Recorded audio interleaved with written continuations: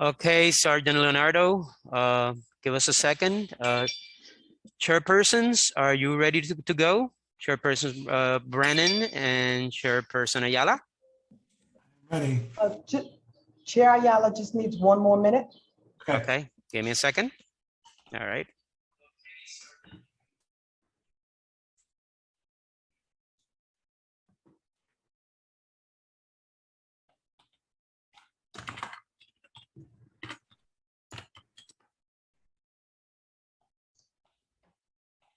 Okay, council members and Department of Social Services, we're going to be getting up and ready in just a few moments. We apologize for the delay. Happy Friday.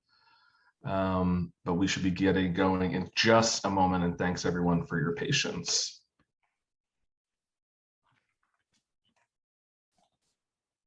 Okay, chairs, are we ready? Ayala's good, Brandon's good. I'm good if Diana's good. All right. Okay, sergeants, can we please start the recordings?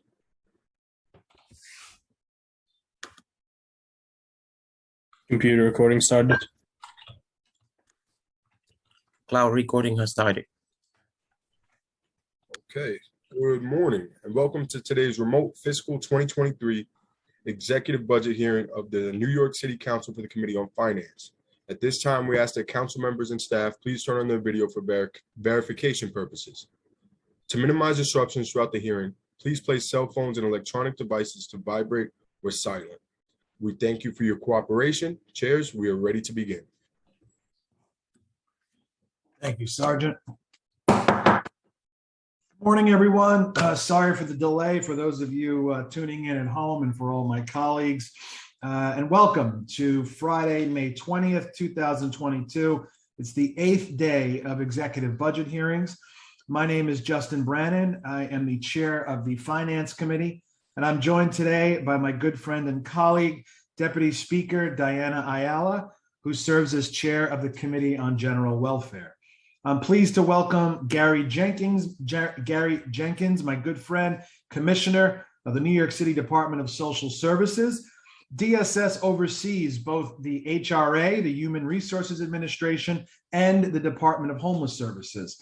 Thank you, Commissioner Jenkins, to you and your team for joining us today as we delve deeper into the executive budgets of HRA and DHS. HRA's projected fiscal 23 budget of $10.9 billion represents 10.9% of the city's proposed fiscal 23 budget in the executive plan. HRA's FY23 budget increased by 1.1% from the preliminary plan.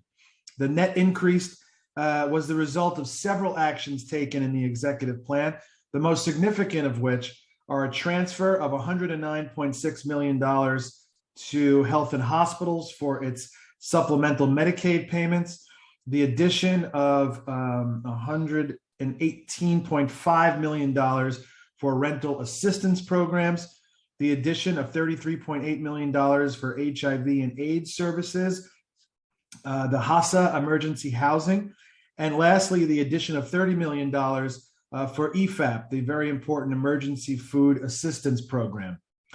DHS's projected FY23 budget of $2.4 billion represents 2.4% of the city's proposed FY23 budget as presented in the mayor's executive plan.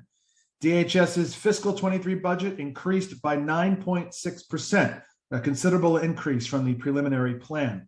The net increase was the result of several actions taken in the mayor's executive plan, the most significant of which are a new need of $32.9 million for the prevailing wage for contracted shelter security guards and $171.3 million to support the expansion of outreach and emergency housing for our street homeless population.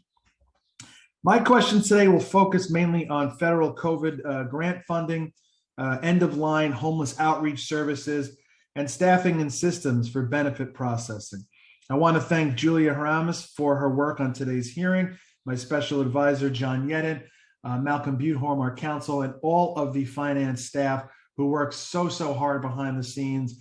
We are now on day 8 of executive budget hearings, and your hard work by the finance team does not go unnoticed. We're a little behind schedule, so I want to turn it now to my co-chair, Deputy Speaker Ayala, for her opening remarks. Thank you and good morning, Chair Brennan. I am Deputy Speaker Diana Ayala, Chair of the General Welfare Committee. Thank you for joining me for the fiscal year 2023 executive budget hearing for the General Welfare Committee, held jointly with the Finance Committee. The city's proposed fiscal 2023 executive budget totals $99.7 billion, of which approximately $13.2 billion, or over 13%, funds the Department of Social Services, encompassing the Human Services Administration and the Department of Homeless Services. These two agencies serve the most vulnerable populations in the city, and their vital work is now more important than ever, given the impact of the pandemic that the pandemic has had on our city and the economic well-being of its most vulnerable residents. Council's budget response made it clear that protecting housing opportunities, the social safety net, and servicing our most vulnerable residents are some of the council's top priorities. I am very glad to see that the administration added funding in the executive plan for several of the council's proposals, including for safe haven beds, stabilization beds, drop-in centers, and other support services for the street homeless population, as well as for the additional staff for supportive housing applications and placements. While I was pleased to see the funding added for rental assistance vouchers, the prevailing wage for shelter security, CASA emergency shelter units, and emergency food, funding for these essential programs was only added for a year or two and should be baseline. I am disappointed to see that the executive budget did not add funding for a COLA for human service workers, to convert hotels formerly used to house homeless families into affordable permanent housing for those families, to improve the PATH intake process for families with children, and to increase domestic violence shelter capacity, to improve client service efficiency for HRA benefit assistance programs, or to ensure that the Right to Counsel program can handle the increase in the demand for anti-eviction legal services. Given the end of the state of the eviction moratorium and the ongoing impact of the pandemic, I strongly feel that the city needs comprehensive planning and a clear path forward to combat poverty and homelessness, both during the remainder of the pandemic and in the long recovery after it. I would like to thank the General Welfare Committee staff for their work on putting this hearing together today. Julia Harriman, Senior Finance Analyst, Aliyah Ali, Unit Head, Dohini Sampura, Assistant Director, Aminta Kilawan, Senior Counsel, and Christy Dwyer, Legislative Policy Analyst. And I would also like to thank my Deputy Chief of Staff, Michelle Cruz. And now, Commissioner Jenkins, our council will swear you in.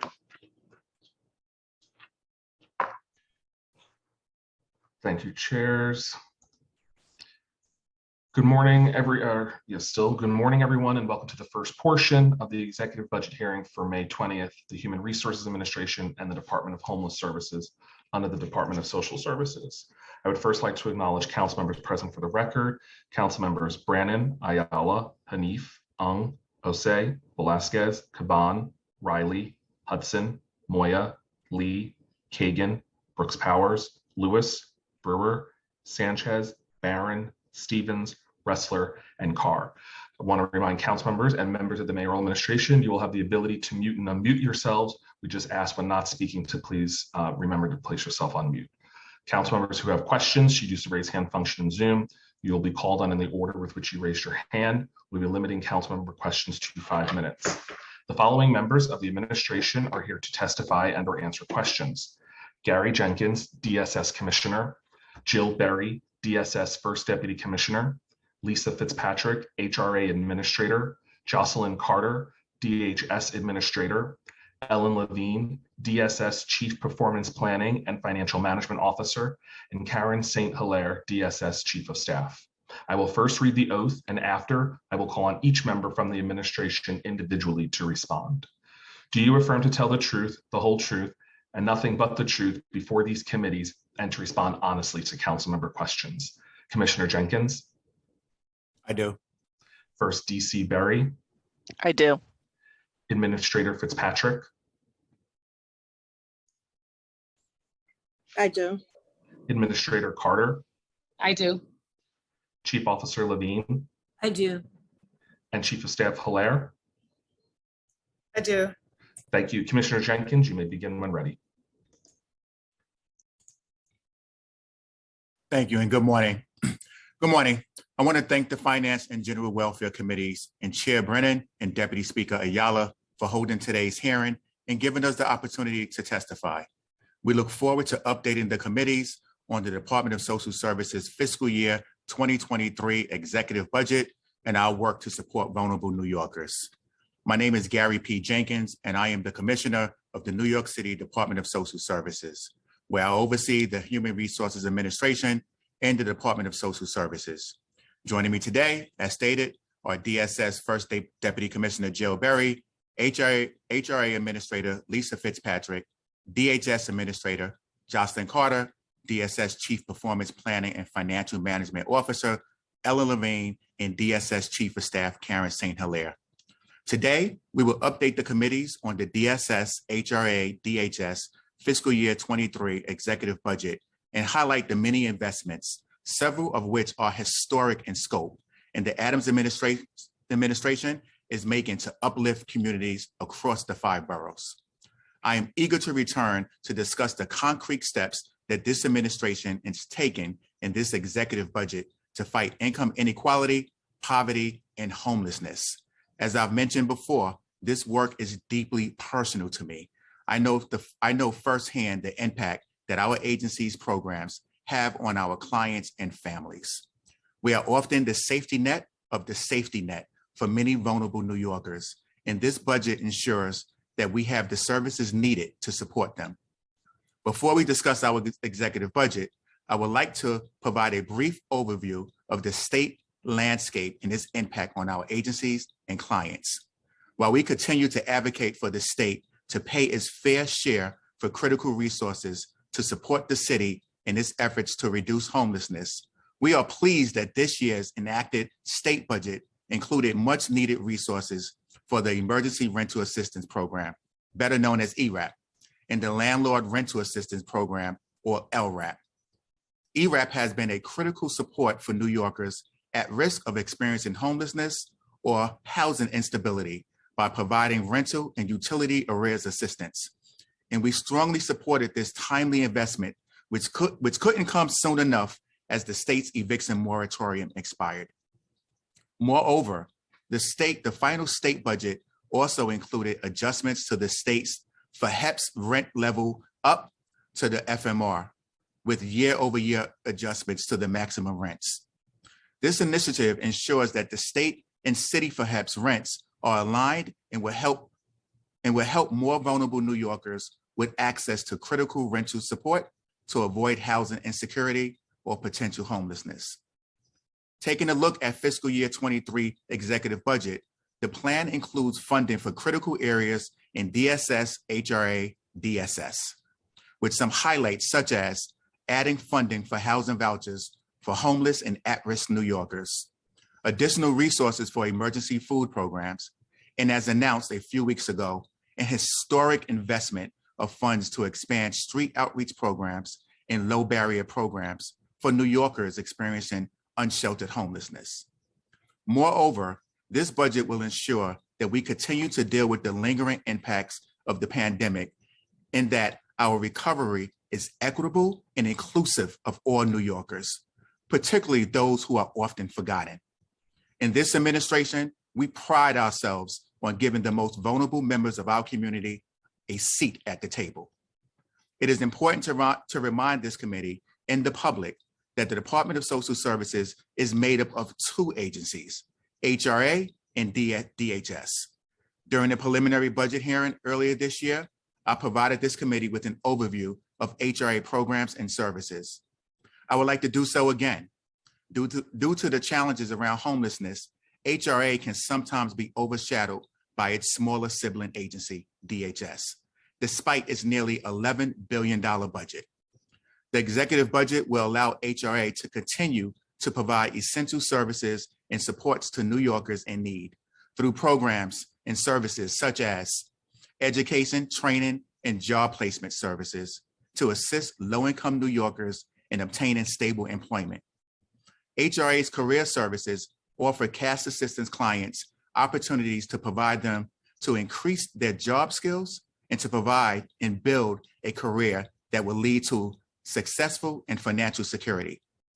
HRA's Career Services works closely with clients to find opportunities that match their skills, needs, and career goals, and help them towards opportunities to grow and build a successful career. Career Services serves more than 70,000 job seekers annually. Cash assistance to meet basic human needs provides cash assistance benefits to families with children and adults without children under the Family Assistance and Safety Net Assistance programs. As of March 2022, there were 413,376 people in approximately 228,000 households receiving cash assistance. Rental assistance to provide and reduce homelessness. Our rental assistance programs help New Yorkers experiencing homelessness move out of shelter and into stable housing by providing monthly rent supplements. Since 2014, DSS, HRA, and DHS have helped more than 189,000 New Yorkers secure housing or remain in their homes using city rental assistance and federally funded vouchers in public housing units. SNAP, formerly known as food stamps, provide food assistance to over 1.72 million low-income New Yorkers, including families, people who are aging, and people with disabilities, as of March 22. This program helps families and individuals incorporate nutritious foods in their diets. EFAP provides funding for more than 500 soup kitchens and food pantries citywide. In fiscal year 2021, EFAP distributed a total of 13,767,104 pounds of food. The breakdown is as follows: 12,922,338 pounds of shelf-stable food and 844,716 of frozen food. Adult Protective Services to assist adults with mental and or physical disabilities. The Adult Protective Services Program, or APS, provides services for physically and or mentally impaired adults. APS works with at-risk clients, live safely at homes, and APS can be referred by anyone. HRA's Medical Assistance Program helps a segment of vulnerable and qualified New Yorkers enroll in Medicaid public health insurance programs.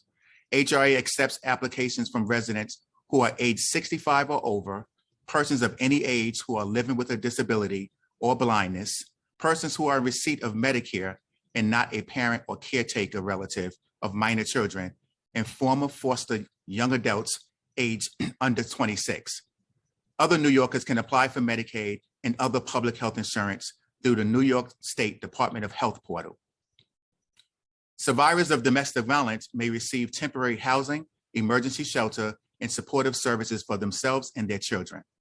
All programs provide a safe environment as well as counseling, advocacy, and referral services.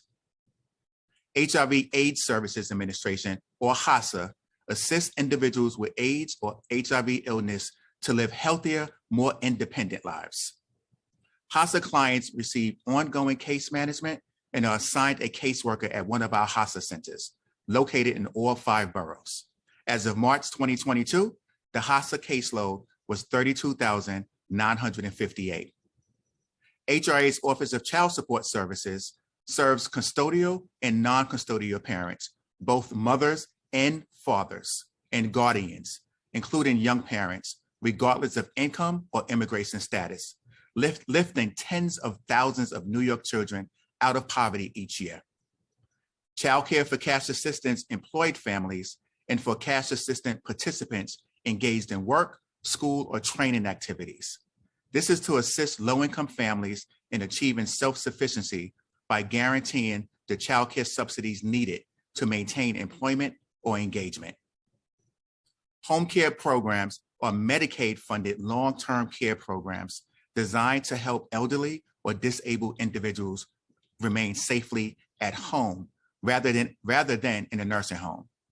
As of March 2022, there were 234,073 total home care cases, the majority of whose case is managed by New York State Department of Health. Our Home Energy Assistance Program, also known as HEAP, is a federally funded program that helps low-income homeowners or renters pay for heating, related utility or fuel costs, heating equipment repair or replacement, and cooling equipment and installation if eligible. Legal services to assist New Yorkers facing instability. Since 2014 through 2021, over 574,000 New Yorkers had received free legal representation or assistance in eviction or other housing-related matters through legal programs administered by DSS.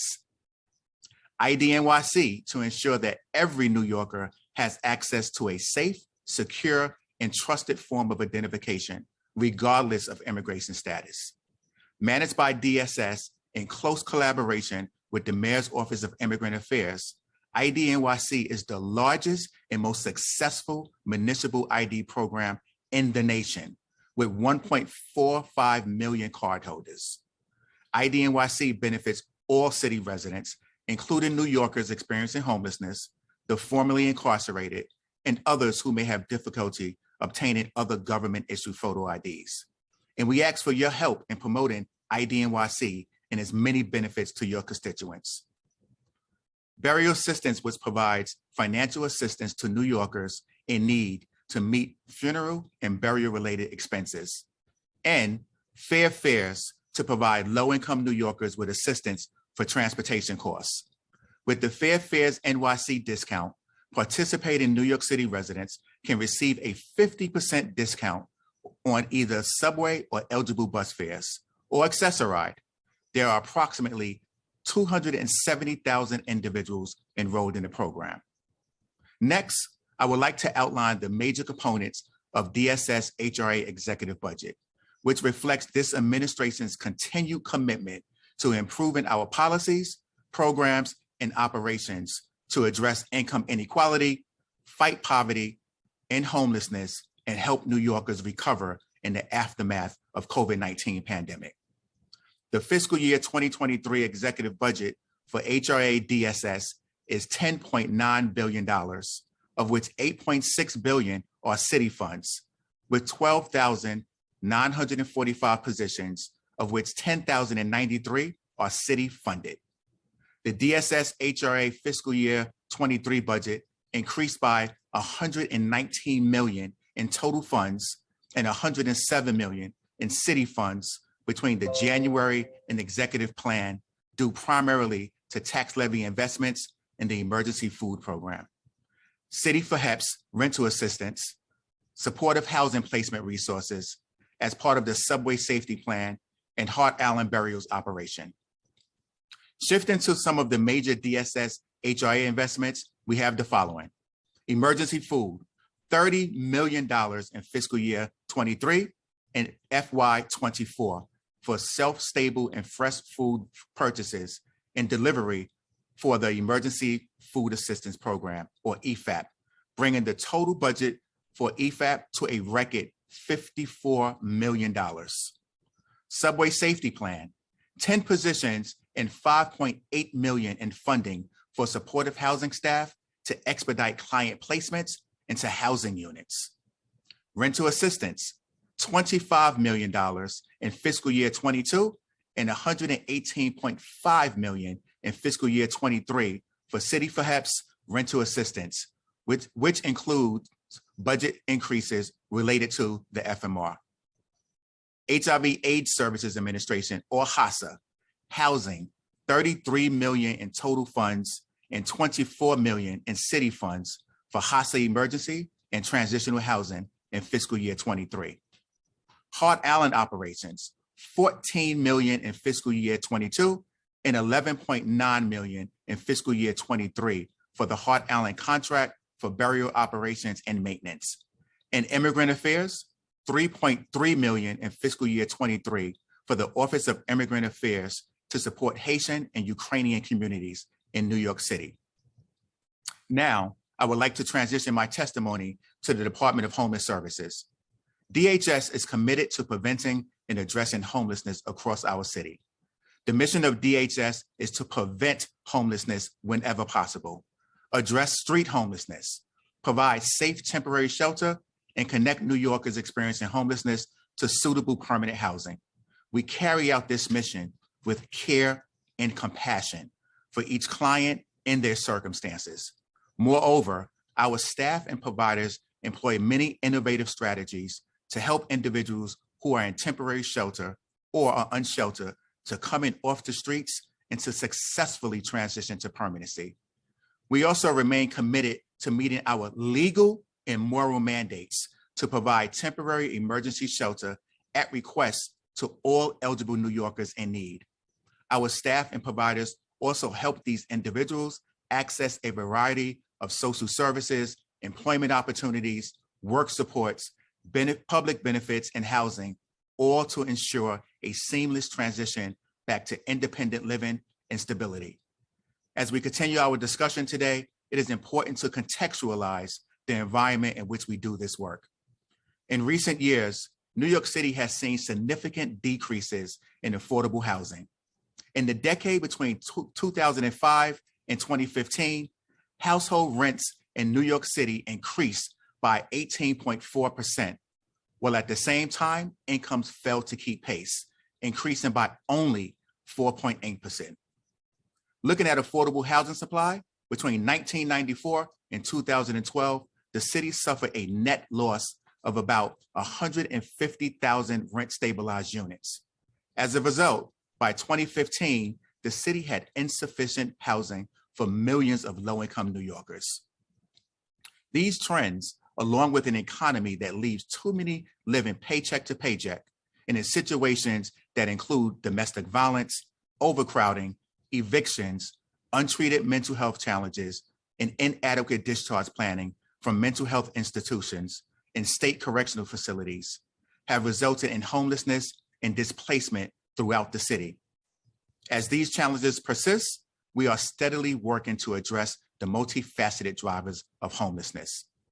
The fiscal year 2023 DHS executive budget is $2.4 billion, of which $1.6 billion are city funds, with 2,012 positions, of which 1,991 are city funded.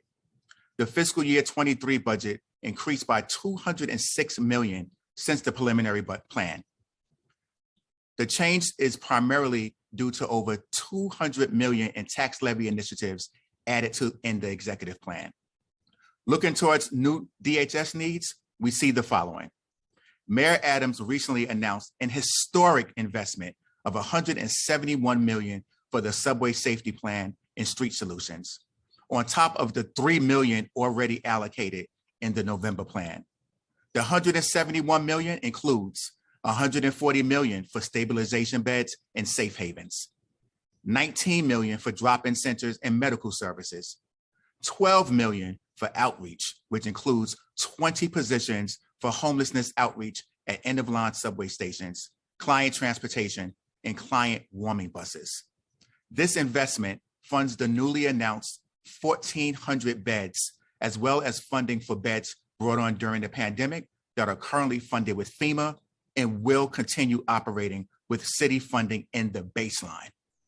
This investment is the largest increase in the state budget and brings the overall street solutions budget to an historic level of over $300 million, and $32.8 million in total funds and $20.3 million in city funds for a prevailing wage for contract shelter staff, security staff in fiscal year 23. These investments, coupled with the tireless work and expertise of DSS, HRA, DHS staff, and providers, will help us create a more just city where no New Yorker is left behind. We are leading with care and compassion each day, and we are confident that our budget plan lays out a blueprint that uplifts our clients and promotes an equitable recovery for all from the effects of COVID-19 pandemic and beyond. The budget plan being presented by this administration will allow us to continue supporting New Yorkers most in need. As I said previously, our frontline staff are out in our communities every day, serving clients and ensuring they have access to benefits and programs they deserve. Each client that we help, whether it be by connecting them to cash assistance, SNAP, or a safe place to take shelter is a success. Before we close today, I want to provide a top-level summary of our work to recover from the pandemic. As I've said before, and I'm going to say it again, our city's recovery over the last 2 years wouldn't be the same without the commitment and expertise of our dedicated staff and providers, many of whom were in the front lines during the pandemic's peak supporting New Yorkers in need. I am truly proud, blessed, and honored to be their colleague.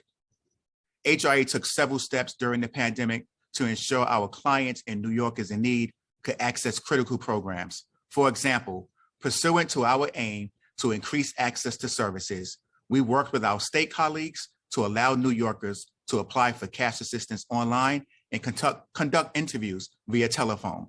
Instead of needing a visit to a center during the pandemic, DSS HRA was able to stand up this system in a week's time, which was made possible by the successful blueprint our agencies built when pioneering remote SNAP access via Access HRA. Moreover, following the passage of a state law that we advocated for, this remote cash assistance application and recertification is now permanent, giving New Yorkers more access to critical resources. At DHS, we mobilized all of our effort and resources to ensure the lives of our clients and staff were safeguarded. At the pandemic's outset, we followed the science and advice of health experts to help protect our sheltered and unsheltered clients. And the data shows that our actions and strategies worked, helping save lives and limiting the spread of the virus. Among these strategies, we de-densified our dormitory locations and opened isolation spaces for clients who tested positive or were exposed to the virus. These steps, along with our testing, tracing, and vaccination efforts, have helped protect the health and safety of our clients.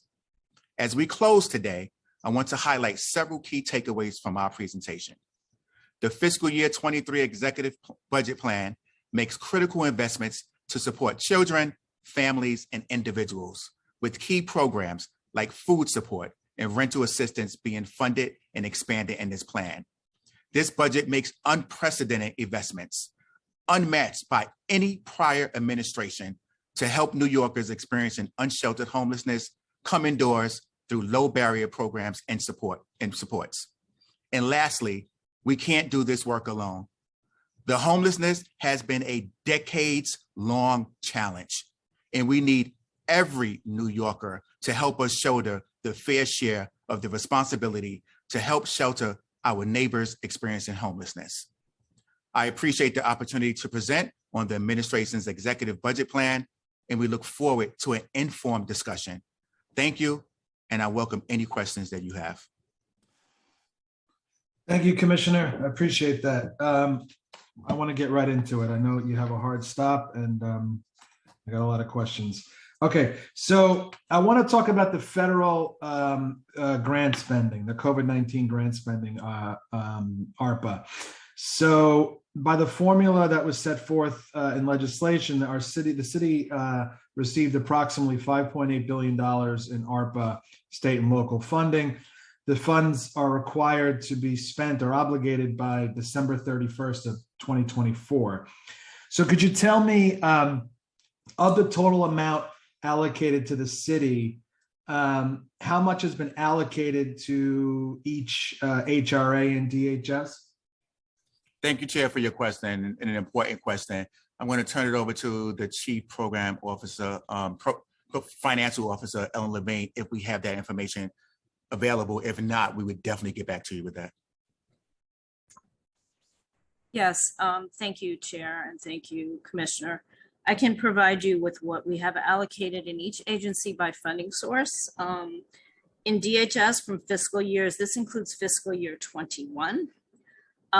We have 1.6 billion in DHS. That's comprised of ARPA funding, COVID relief funding, FEMA funding for our emergency hotel and streets programming, ESG coronavirus grant, and a little bit of CDBG that was allocated to the city. In HRA, over the course of 21 through 25, we have 505 million allocated as of the executive plan for various programs. And thank you, Ellen. Can you tell us of that funding, how much of it has been spent so far? Well, for FY21, the current modified budget as of the close is 962 million in DHS. So at this point, it is either liquidated or a receivable for us. In FY22, which hasn't closed yet, our projection as of the executive budget is $587 million, and we expect to expend that entire amount. In HRA, the amount overall for FY22 is 250, a little above 250 million, and that is the projection for this year. Okay. And Chair, our goal and aim is not to leave any money on the table. Sure, I bet. Okay, so the federal relief funding that was used for baseline programs. So in the executive plan, there's a federal pandemic relief funding reflected for ongoing baseline programs for HRA and DHS in COVID budget codes. For HRA, a total of 28.8 million is reflected for EFAP and legal services. For DHS, a total of 19 million is reflected for street homeless programs. And OMB indicated at their preliminary budget hearing that they would work with the agencies to determine which initiatives currently funded with federal money will need to be funded in the out years. So does DSS plan to adjust the funding sources or the budget codes for these expenses in future financial plans? Yes, Chair. So we'll continue, as we always do and will, work with OMB as we evaluate the budget and look at our needs and be in close conversation with them as well. Okay, so can you then confirm that starting in fiscal 26, that funding for these ongoing programs will continue to be reflected in HRA and DHS's budgets? If you don't mind, Chair, I can get back to you with that information. Just want to make sure I'm giving you the accurate information as we continue that plan. Okay, yeah, if so, we just want to know what funding streams would be used. Absolutely. Okay, I want to ask a question about that's very important to the speaker, as well as many of my colleagues and myself, the hotel shelter conversions. So is the city pursuing the possibility of converting hotel shelters into permanent affordable housing? Thank you, Chair, for that really important question. As you know, the mayor has said that is definitely a vision of his to convert hotels into permanent housing. So working with our Chief Housing Officer, Jessica Katz, and with the state, we are still planning and hopeful that, you know, the laws can allow us to convert those hotels into permanent. So we're still in discussion, and that is still a goal of this administration. And because I know there's currently a proposed state legislation that would authorize any dwelling permitted for occupancy as a Class B hotel to allow occupancy for permanent residence purposes as well. Has the administration provided its support for this legislation?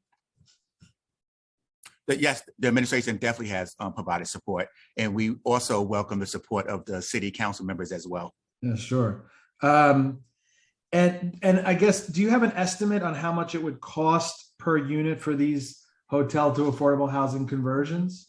Yeah, that's more of a question. We have to have a discussion with the Chief Housing Officer.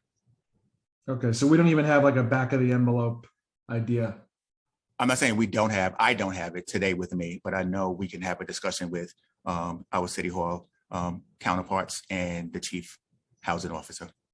Okay, because in the council's budget response, we called on the administration to reallocate funds from the agency's baseline budget towards the process of converting these units. So we'd like to know how much. Yeah, I know the mayor supports it. We'd like to know how much realistically it would cost. I want to talk about the end of line homeless outreach services. I represent an end-of-line district, and street homeless outreach efforts on end-of-line train stations continue to be an area of concern. We see people experiencing homelessness gathering in these stations, especially stations that have longer, layovers, which are the end-of-line stations. So how much of the funding added in the executive plan for street homeless services is allocated to end-of-line outreach efforts? Thank you, Chair. So out of the 171 million historic investment, 12 million is for additional outreach. As I said in my testimony, it includes an additional 20 positions.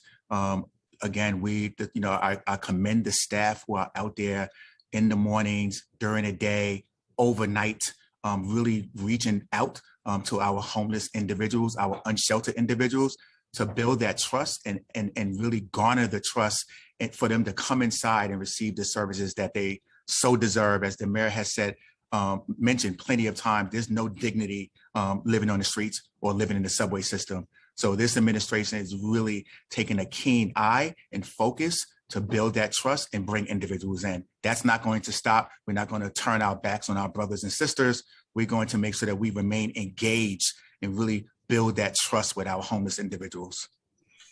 Just on average, anecdotally, how many times does an outreach worker have to engage with someone experiencing homelessness before they come in off the street? Thank you, Chair. It really varies. It depends, we look at each person as an individual. So each individual, whatever their circumstances are, dictates, when they are willing to accept our services. But we don't give up. It may take one contact, it may take two, it may take 10, but the goal is to eventually build that trust so that person eventually accepts our services. And we're seeing it every night at the end of line. I was just out the night before at South Street, and you see these individuals as we speak with them and talk to them, really accept our services and say, yes, I want to go in, and we transport them into our system, because that's the opportunity to start really getting them the services they deserve, with the end result is getting them into permanent or supportive housing. Do you think that there should be a way to get people off the street, even if they don't want to get off the street? Chair, we want to treat people with dignity and respect, right? I wouldn't want to, quote unquote, drag someone in. We want to build that trust and really get that understanding of what their circumstances are, and then what services they need to be on that path to stability. So that's what that's what we do each and every day, is really just building that trust and getting folks to come in off the streets and out of the subway system. So you said there's 20 positions, right? Have they all been filled, or are we still hiring? We are in the process of hiring. This is a really tough job, as you know. A lot of jobs across the nation, folks are taking other opportunities, but we're still out there aggressively promoting the program and really looking for dedicated individuals to do this specific type of work. So since the mayor announced the subway safety plan, could you tell us how many homeless individuals at end-of-line stations have accepted placement?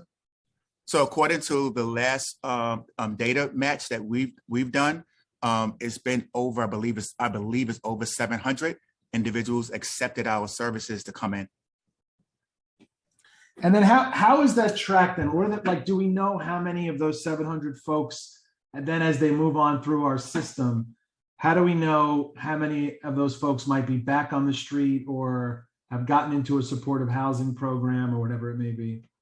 So I would say, Chair, our main focus and goal is, as I said earlier, is garnering that trust with them, because once they come in, we consider that a positive, because again, it gives us an opportunity to understand what their circumstances are, and it also provides an opportunity to give them the services that they deserve.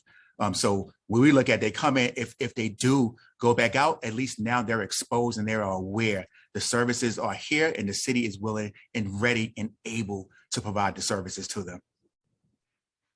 Okay, I want to keep moving along, so I give time for the deputy speaker and my colleagues. So quickly, the state to city cost shift for the the FEPS rental assistant vouchers.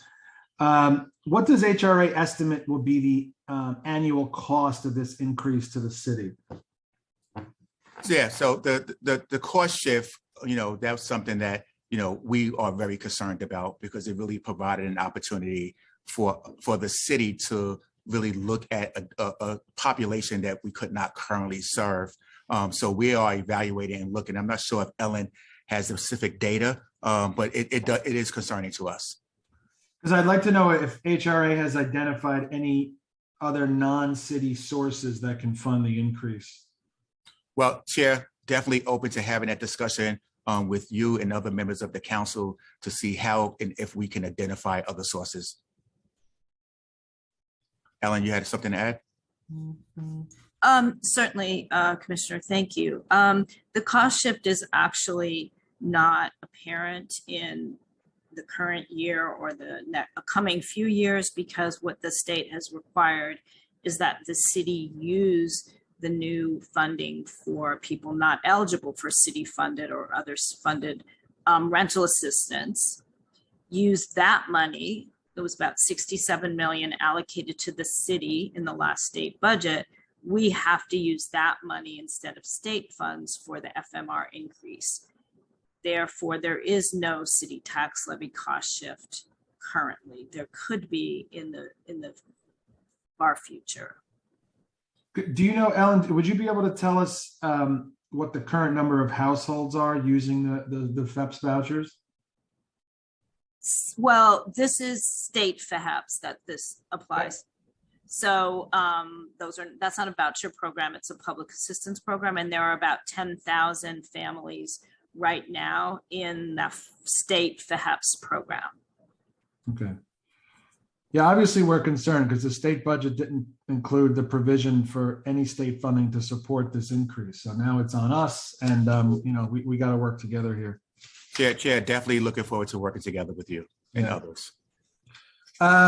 Okay, last question, and then I'm going to kick it to Deputy Speaker. So just on staffing and systems for benefits processing, in our budget response, we called on the administration to ensure HRA has adequate staffing for the timely review and processing of public assistance benefits, supportive housing, rental vouchers. What is HRA doing to streamline this process just to improve timeliness?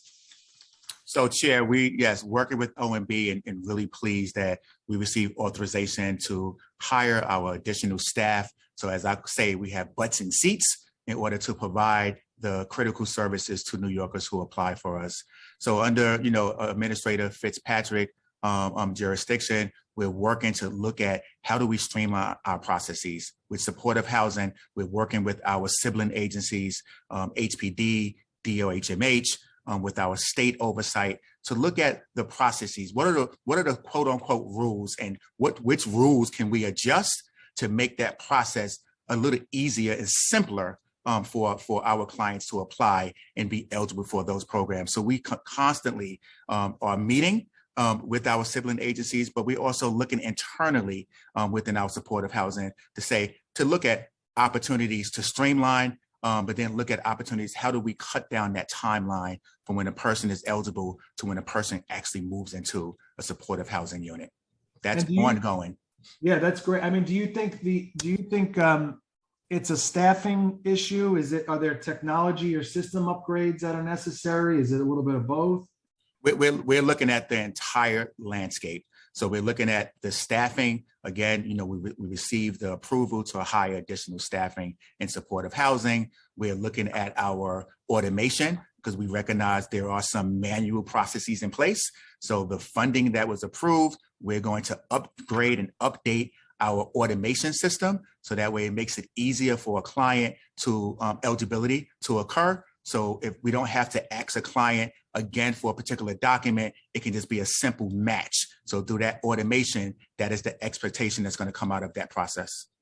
Yeah, I appreciate that. I mean, I think we talk a lot about building trust. It's the crux really of this work. And I think that people trusting in the system once we get them into the system is so important. And a lot of times if they're frustrated by bureaucracy, it's just as bad as them not feeling safe in a shelter if they feel they're getting the runaround. So that's important, and we want to partner with you there however we can. So I might have more later, but I'm going to kick it now to the General Welfare Chair, Deputy Speaker Ayala, for more questions. Thank you, Commissioner.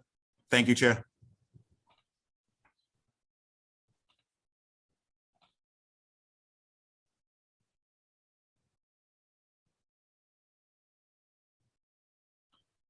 Diana, it's all you. Okay, thank you.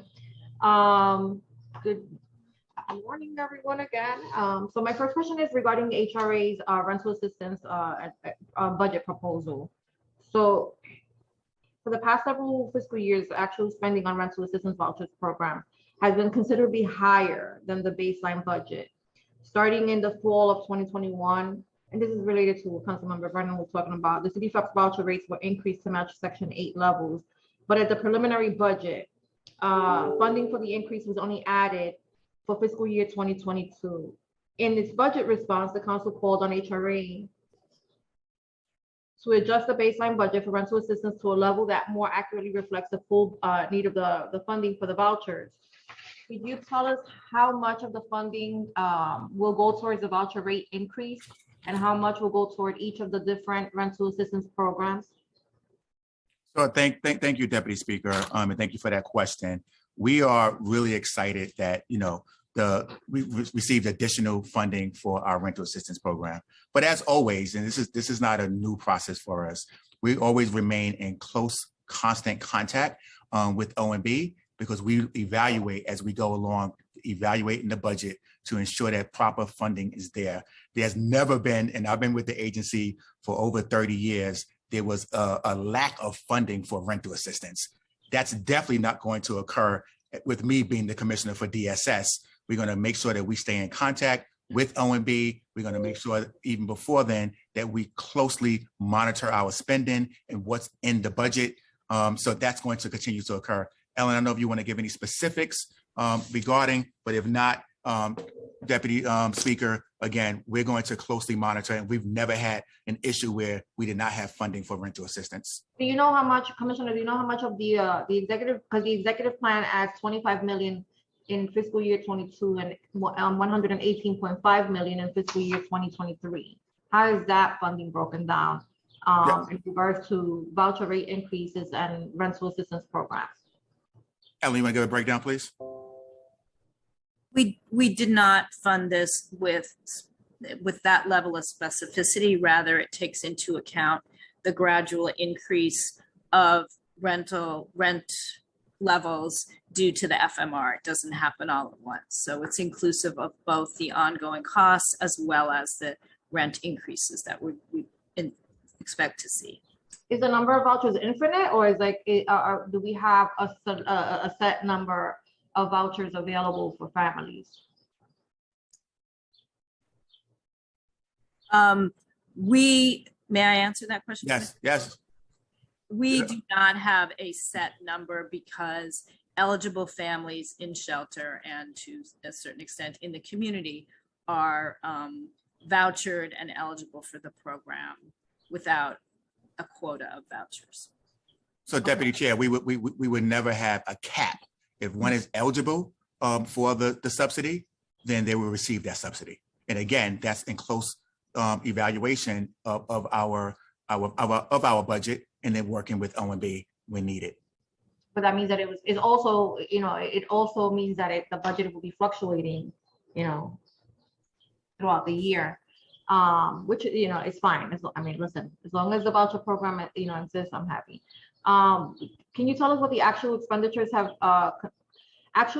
Expenditures have continued to outpace the baseline budget for many years. Why wasn't a baseline increase for rental assistance added to the executive plan?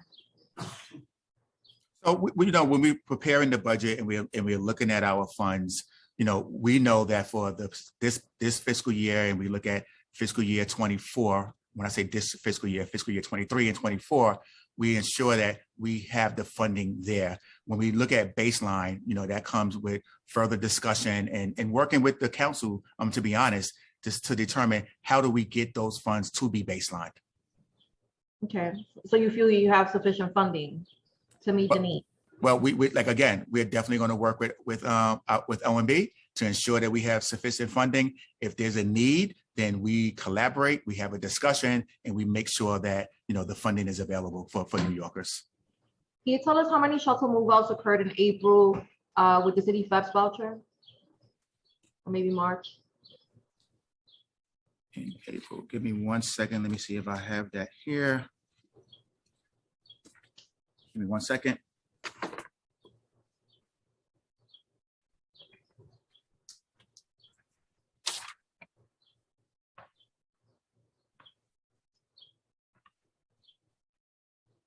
So the most recent data we have is for February, where there was 489 city for HEPS move out from DHS shelters. Okay, do you know what the number of applications is to date? To date, I have to get back to you on that. Thank you. Okay, so we're moving on to HASA. So for the past several fiscal years, actual spending on HASA SROs has been around 60 million, which is considerably higher than the baseline budget of 16.6 million. After the budget is adopted each fiscal year, the agency has been adding funding throughout the year to meet the actual need. In fiscal year 2022 only, HRA added 47.9 million. In its budget response, the council calls for the administration to add funding to the baseline budget for HASA SROs to reflect the full need more accurately. The executive plan adds 33.8 million in fiscal year 2023 only, bringing the budget for that year up to 50.4. Is HRA anticipating that actual expenditures for HASA will be lower than they have been in recent years, or is the agency planning to add more funding for fiscal year 2023 in a future financial plan? So again, Deputy Speaker, we are closely monitoring. You know, we do project, but if additional funding is needed for a particular program area for our most vulnerable, we have that conversation with OMB. But again, we don't anticipate that occurring, but we will be closely monitoring. Okay. The actual expenditures have exceeded 16.6 million baseline budget for many years. Why wasn't the additional funding added to the fiscal 2024 and in the outer years? Well, again, you know, we're definitely, as you can understand and respect, you know, the city is definitely in a fiscal crisis, but that's not going to take away from the services that we offer to our clients and benefits that they deserve. So again, if the need arises, we would have that conversation with OMB to ensure that we can continue to provide those services. Commissioner. In fiscal year 2023 preliminary budget, savings of 49 million in fiscal year 2023 and its outer years was reflected as part of DHS commitment to no longer shelter children with families in hotels, and DHS has testified at a preliminary budget hearing that no families with children are currently residing in hotels. The council has been alerted that DHS is still soliciting hotels to shelter individuals and families. Is DHS once again relying on hotels to shelter homeless families? And so how many families with children are currently housed in hotels? Thank you, Deputy Speaker, for that question. And I can say confidently that we do not have any children in commercial hotels. We recognize that was not the appropriate setting. And so to serve clients with children, we are not planning. That is not our attempt to repopulate commercial hotels with families with children. I'm not sure if Administrator Carter want to add on here, but I know we stand strong that is not our intent.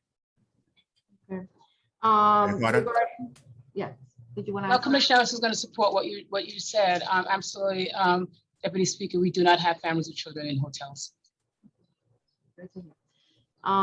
Regarding the prevailing wages, in fiscal year 2022 adopted in the fiscal 2022 adopted budget plan, 40.5 million was added to DHS's budget for fiscal year 2022 only, pursuant to the legislative requirement to provide the prevailing wage for shelter security guards at DHS run shelters. In the budget response, the council called on the administration to add funding to the baseline budget to fully support the prevailing wage increase going forward. The executive plan adds 33.9 million in fiscal year 2023 only. Does DHS anticipate that they funded added will fully meet the need for fiscal year 2023? Deputy Speaker, we are going to meet the need of this requirement for prevailing wage. And again, we will work with OMB as needed, but I have not seen any indication at all in my conversations, in my evaluation of prevailing wage, that we won't be able to meet it. Okay. Does the agency anticipate being able to claim additional non-city funding sources to help fund this need? Well, again, if the need arises, I look forward to working with the council to identify funds and any ideas that you may have, and others. Welcome to those discussions.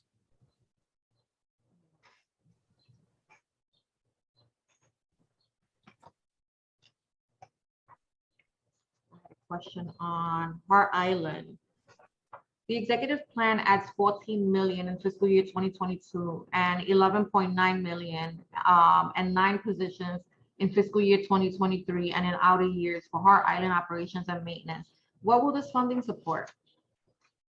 Thank you for that question. That funding supports, we have a contractor, which we put out an RFP, selected a organization that's providing services on Hart Island in regards to, preparing the graves for our deceased, managing the grounds there, ensuring that it's a proper and respectful burial grounds. And we work in collaboration with our sibling agent, the Parks Department, to ensure that the beautification of that island is appropriate when families visit their deceased loved ones. In addition, we're looking at the appropriateness of doing additional burials on the island. So we have a contract as well, doing an assessment to determine how much more can we occupy the island.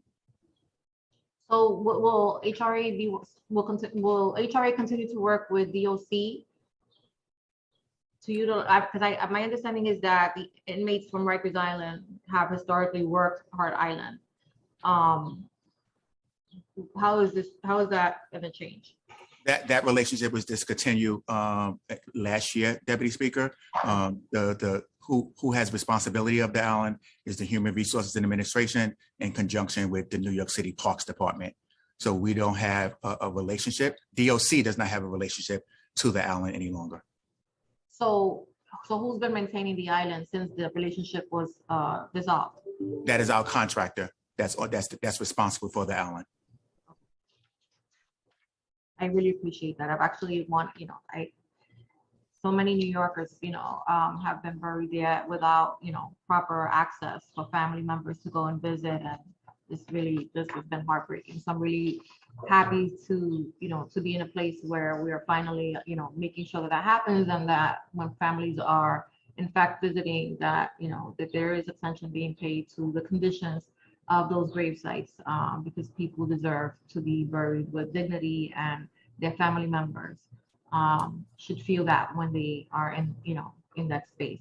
I absolutely agree with you, Deputy Speaker. Just on a personal note, I have a brother who is buried there. So when I went to visit, it was deeply personal to me and for me. And want to make sure that families who go visit is visiting a place that really signifies the city cares in a dignified and respectful way.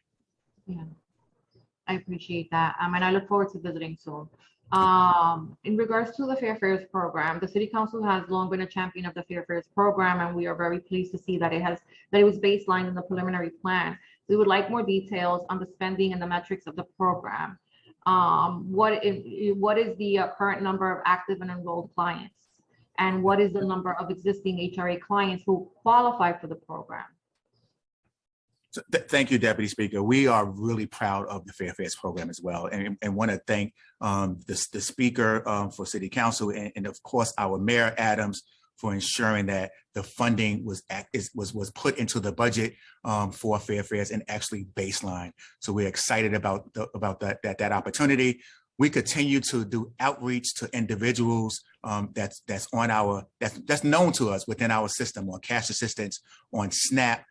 We are working with ethnic media. We have a robust campaign that's in process right now through social media, working with MTA to ensure that individuals are aware that the Fair Fares program exists, and we're encouraging, members of the city council to also promote that program as they interact with your constituents who potentially could be our clients. So we continue to really be prideful of that program. As you have different events, we want to be out there in the communities, especially now that the weather is breaking and we have different street fairs. We want to be, our outreach team want to be involved and be in the communities, highlighting Fair Fares in addition to IDNYC. I'm gonna hold you to that. Oh, no, definitely hold me to it. I want to be out there as well. So do we know what the number of active enrolled clients is? We do. Let me get that for you. Commissioner, I Yeah. can say it's 277,000 people are currently enrolled. Thank you, First Step. Okay. Do we know what the actual spending for fiscal year 22 has been so far?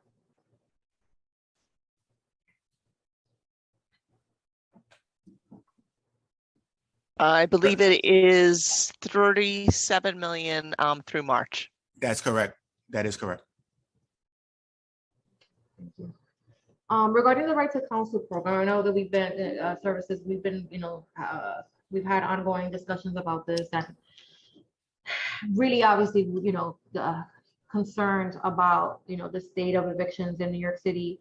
During the General Welfare Committee's hearing in February regarding the impact of the end of the eviction moratoria, we heard from many providers and advocates that the city's right to counsel program does not have adequate bandwidth to deal with the expected increase in eviction cases and demand for legal services. Since then, several contracted legal service providers have stopped taking on new cases because they're unable to keep up with the drastic increase in individuals seeking anti-eviction legal services.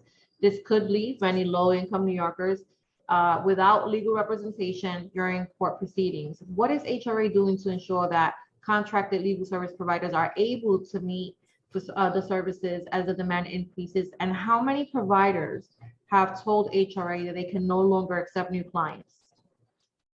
Thank you for that question, Deputy Speaker. We are really extremely proud of our Right to Counsel program, which is under the Office of Civil Justice within DSS.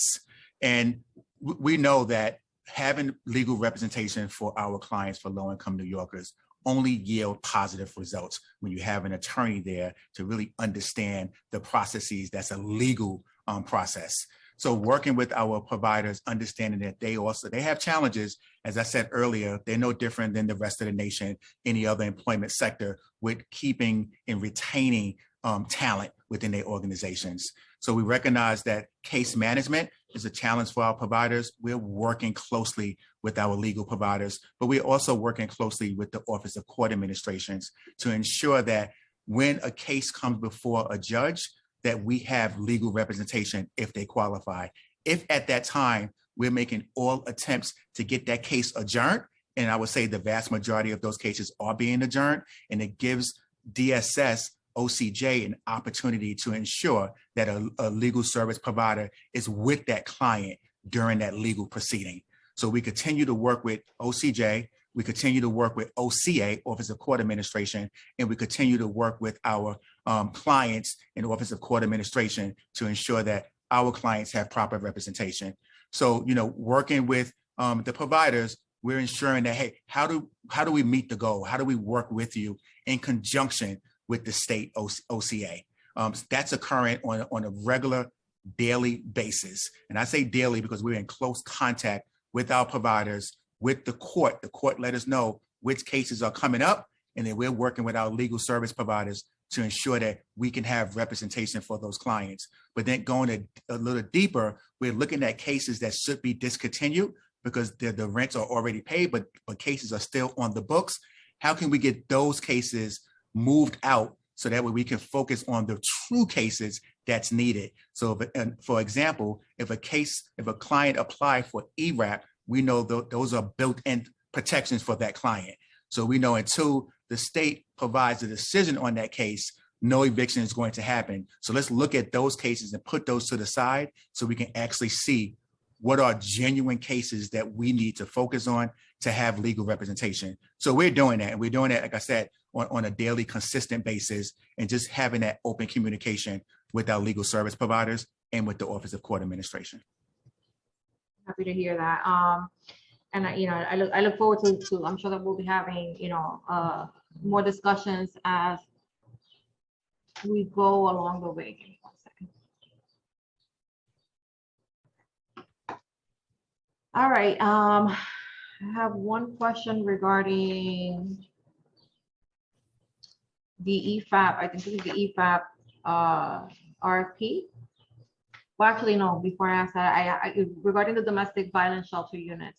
According to HRA's testimony during the oversight hearing held on November 29th, regarding its DV shelter system, 62 new tier 2 shelters were scheduled to open at the end of calendar year 2021, and 105 new tier 2 DV units were scheduled to open in fiscal year 2023.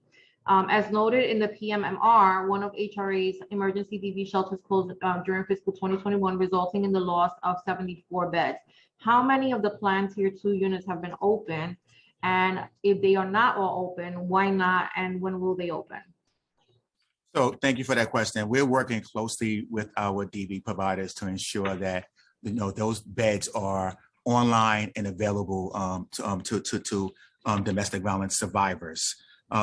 Looking at the report I have here, we're definitely on track with opening. I want to just be careful and not give you any misinformation, and be able to follow with you to let you know exactly what opened, and then what is planned to be open within the near term. We look forward to hearing those numbers. Now, regarding the pandemic Medicaid savings, the Family First Coronavirus Response provided a 6.2% increase in federal matching funds for the federal Medicaid assistance percentage to states during the pandemic emergency period. This additional or enhanced payment, referred to the EFMAP, has reduced the city's share of Medicaid costs since the onset of the pandemic. Since the federal public health emergency was extended to the middle of July 2022, the city is also eligible for FMAP service savings for the first 9 months of calendar year 2022. How much of the additional savings is the city expected to receive for calendar year 2022? And has the savings amount been verified with the state? So, and Ellen can jump in. We are definitely evaluating. As I said earlier, I am not in the business of leaving any money on the table. We're going to claim any funds that's available to the city. We're going to make sure that we're taking advantage of it. That continues. That is going to be, my focus as I'm in this seat, to ensure that any federal or state dollars that we're eligible for, that we are addressing them. Ellen, you have anything to add? Chair or co-chair. That savings reduces the city's expenditures for Medicaid, replaces it with federal dollars, and some of that has been already reflected in the financial plan.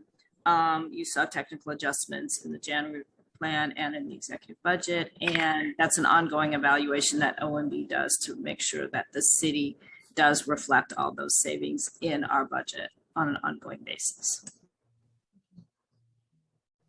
In its fiscal year, in this budget response, the council called to the administration to increase baseline funding for EFAP. We were very pleased to see that the executive plan adds $30 million in fiscal year 2023 and fiscal year 2024 to the current EFAP baseline of $23.8 million. How does HRA determine this? How did HRA determine this amount? And how does HRA plan to decide where and how the additional resources will be allocated? Thank you, Deputy Speaker. We are excited as well. We share your excitement that monies were put into the executive plan for fiscal year 23 and 24. And it's an historic investment, right? It's now over $50 million that we are able to provide food to our food pantries and soup kitchens, but more importantly to eligible New Yorkers to ensure they have a nutritious meal. And we're going to continue to work with our food pantries and soup kitchens to make sure that they have the needs and the wherewithal to provide those services. We're not going to back down in regards to ensuring that New Yorkers are receiving that critical nutrition meals to within those communities. And we're working closely. We just had a Zoom with over 100 participants just to get a better understanding of the services that we offer and actually how to apply for EFAP. We recognize for our program there was a lack of awareness, so to speak. and I say lack of awareness, there were providers, smaller providers, that was not aware how to apply for our EFAP program. So we had that communication. We're going to have ongoing. It falls under First Deputy Commissioner Jill Berry. It was a really good discussion, and we made a commitment that those discussions will be ongoing. But again, to answer your question, we're excited that the $50 million, over $50 million, is now in our executive plan, and we're going to continue to assess and evaluate. And do you consider that sufficient funding to incorporate some of the PFRED, benefits of fresh, vegetables that are, being incorporated into the packages that families are receiving? Because those packages were really, popular, I know, in my district, and the product was very, was really good. Totally agree with you. And it was in my district as well, because I went to a couple of food pantries just to observe and kind of get feedback from the folks who were there to receive the food. When we put our EFAP RFP out, which we just recently made a selection, that was part of the requirement, that we had to have fresh produce, fresh fruits and vegetables as part of the delivery process. So that's incorporated now, because we took those best practices from PFRED, and we made sure we want to have it permanent within our EFAP program. So that's there, and we're going to continue to monitor. But again, it's part of our ongoing process. Yeah, I really appreciate that, and I'm sure that my constituents would too. Obviously the food was was needed, but the quality of it, I'm always concerned about what it is that we're feeding folks, and ensuring that they're getting the best quality product that's out there. And I believe that that's exactly what we were getting through the PFRED, and so I look forward to ensuring that that is the case with the new EFAP RFP process, and that this new provider is in fact, ensuring that we're getting the same quality of food. But regarding the RFP, you just referenced that there had been a selection. Can you tell us how many proposals were received? My understanding is, we've been getting reports that a for-profit organization was selected as part of the RFP process. I'm not too happy about that. Could you explain a little bit?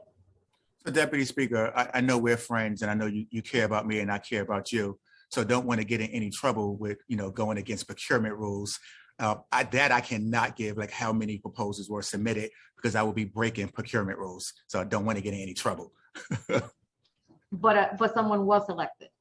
So an organization was selected, and that will be released shortly. What shortly? How do you define shortly? A week? A month? How about before the end of this week? Oh, perfect. And I said this week on purpose, because I know today is Friday. That's perfect. Okay.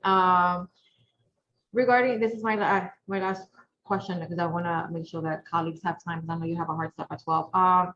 Is the in the budget response, the council called and the administration to add funding for safe haven beds, stabilization beds, drop-in centers, and outreach programs to support the street homeless population. We were very glad to see that the executive plan added $5.6 million in fiscal year 2022 and $171.3 million in fiscal year 2023 in the out years. Can you provide a breakdown of what exactly this new funding will support, and how many additional beds of each type are expected to be open in calendar year 2022 and 2023?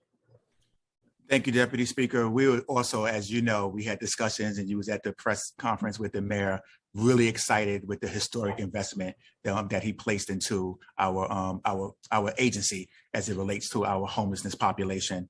So again, out of the 171 million historic investment, 140 million for dedicated to safe havens and stabilization beds, 19 million for drop-in center and medical services, and then the 12 million, as I said earlier, is for outreach, which includes the 20 positions for outreach at end-of-line stations.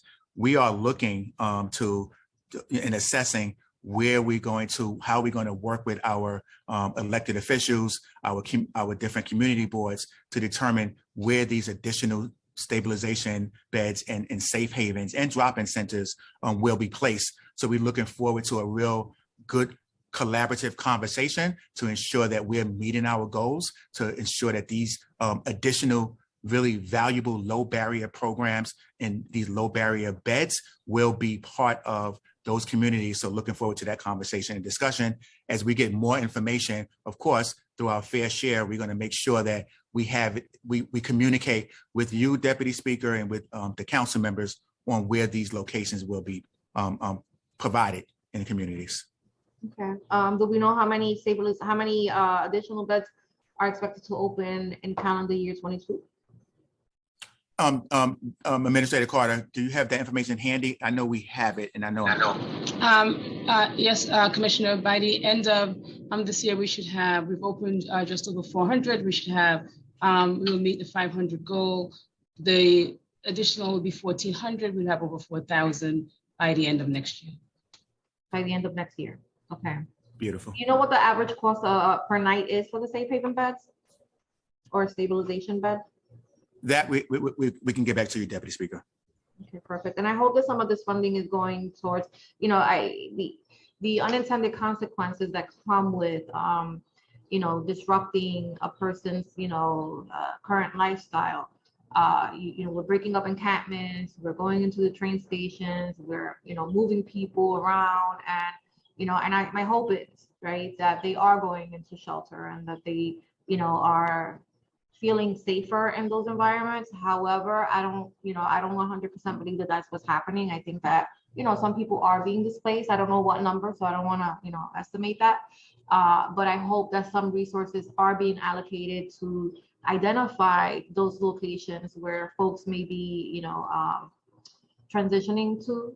We saw that a lot of that was happening within the public housing developments, where we, for the first time, you know, we're seeing photographic evidence of individuals with full beds, you know, in the hallway areas of the housing developments. And, you know, while I'm sure that the residents are very sensitive to the needs of, you know, of these individuals, they, you know, they're also, you know, they're having challenges, right? They're struggling with what is happening and the degree to which it's occurring. So I say this also, you know, when we're addressing the opioid crisis, is that a lot of the attention goes towards the treatment, and not enough of the attention goes into the impact on the larger community. And there is an impact on the larger community. And, you know, we need to, in order to really truly address these issues, we need to anticipate and have a plan for what may come as a result of the work that we're trying to do. So I hope that, you know, some of these resources are going there as well. I thank you for your testimony today, and I am going to pass it over to staff to call on council members. Thank you, chairs. And we've also been joined by council members Williams and Powers. I'm going to remind council members to use the Zoom raise hand function, and I'll call on you in the order with which they were raised. Council member questions are limited to 5 minutes.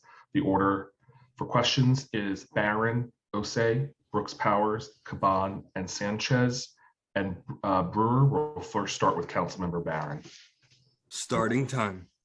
Thank you very much. I just want to comment before I get started that Chair Brennan, you're always concerned about time and how long these hearings are and how many we have to do. Yet you and the chair speak and ask questions for over an hour.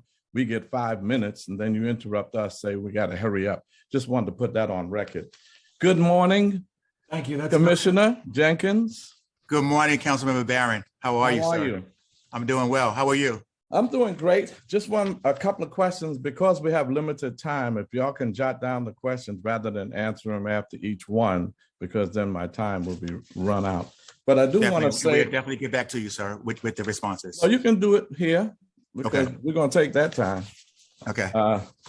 Anyway, you know, my concern about the homeless situation. We live in a capitalist economy, a greedy capitalist economy that privatizes a lot of services and uses government money for nonprofits, not so much not-for-profit, but nonprofit organizations. They make millions off of our misery and homelessness. But this capitalist economy is causing greed to take precedence over need. By the way, your mayor loves capitalism. But anyway, that's another topic. It prioritizes greed over need. My concern is a couple things. One, can we be clear, because according to the Finance Division's briefing paper, the executive budget has $481 million less than the budget from FY22. And they may say that's because of the federal money being taken in and out, but it's less. And how much damage would that do to services? Secondly, what is the number of homeless? I hear all kinds of numbers, those in the street, those in the shelters, those wherever they are. What is the total amount of people in homeless situations? And then the removal of and by the way, are you sitting with the mayor to make sure when his commitment to building more affordable housing that we have a higher mandatory number for permanent housing for the homeless? Because if we get up to 30% in 10 years, we might be able to, 5-10 years, we might be able to really reduce homelessness tremendously. The removal of the encampments was cruel. It was cruel. I think it was for Wall Street, some of his financial buddies, so that New York City would look better as an investment than to have all of that. But this was private property of people who are severely homeless, and they're not going into the safe haven stabilized beds. A lot of them are not going to do that. So I think that was cruel. The Department of Homeless Services continually violates the Fair Share Act. We are oversaturated in East New York and Brownsville, and it continues to happen. They continue to build more shelters regardless of what we say, the Fair Share Act. And plus, what's the services for the homeless? I know you list them, they sound good on paper, but they're not working in reality. In practice, in many homeless shelters, particularly the mental health services, they're having problems like in some of the Nycc developments. The homeless population is in public housing and it's causing conflicts. How are they building their skills, dealing with their emotional needs and all of that? I think that has not been successful. And then groups like Samaritan Village, they have $100 to $250 million in revenue. They're almost like nonprofit poverty pimps off our misery, and they have all of this stuff they claim they're doing. And I know for a fact, because in some of them are in my community, many, because we are oversaturated, and they're just not providing the services that they say that they are. And then finally, I want to say a compliment. I know you're glad to hear that. I have to compliment the agency in my community. There was a homeless shelter, for family homeless shelter on Flatlands, 96 families. They wanted to move them out and spread them all over the place, all over the city, and have a women's shelter taken out of the hotel and put there. We said, no, we don't want to separate the families like that. Not only did Commissioner Banks and the agency not do that, but they found 96 families permanent housing for those families. And I want to highly, highly commend the agency for that. And that's the kind of work we need to do. Thank you. You're welcome, council member, and thank you for your questions. And I'm going to start off with thank you for your compliment on the agency, and that is the goal, right? Is to move our brothers and sisters into permanent housing that they're eligible for. So that is the goal that I'm going to continue on as the commissioner for DSS. In regards to the budget, you're absolutely on point. The reduction is mainly related to the federal dollars. There's going to be no interruption to services. The mayor was very clear to us that we have to ensure that no cuts are to direct services or any type of client services or layoffs. None of that was a touch. It was really primarily related to the federal dollars that no longer is available to us. Just one quick thing on that. The federal dollars was $481 million. I find it hard to believe that doesn't hurt nobody, because those were federal programs. It's hard to believe, but go ahead. Okay. In regards to the fair share, absolutely agree with you. The mayor has already directed us to look at our portfolio to see where there's oversaturation, to see where there's undersaturation. We are evaluating that. I am taking that in consideration. because as you know, Councilmember, this is a right to shelter city. If we don't provide shelter to our homeless brothers and sisters, then that put Commissioner Jenkins in trouble. I don't want to go to jail. I want to continue to be out here getting the work done on behalf of New Yorkers. So really looking forward to working with the council and all electeds to say, yes, if there's oversaturation, the mayor said, look at that. That should be a consideration. I'm going to keep going because I heard the say the time is up.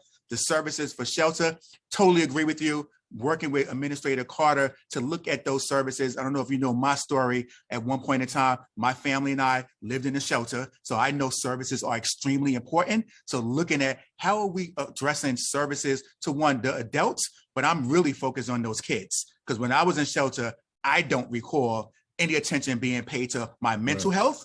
So really drilling down to say our families who are predominantly people of color, they deserve those services. So working with our providers, and I have to say, overall, our providers are good providers, council member. I've been meeting with them and drilling down and asking those tough questions. I'm going to continue doing that, but they really do provide great services. Is there room for improvement? Absolutely. There's always room. I'm identifying those gaps and I'm filling those gaps. Well, thank you very much for your answers. Looking forward to meeting with you. I'm gonna have my office set up a meeting with you. Yes, and sir. We can locate some of the shelters in my districts on Madison Avenue and Park Avenue and the Upper East Side of Manhattan. I have great locations for you to. Okay, I appreciate it, council member. And Gail's district, Gail Brewer's district.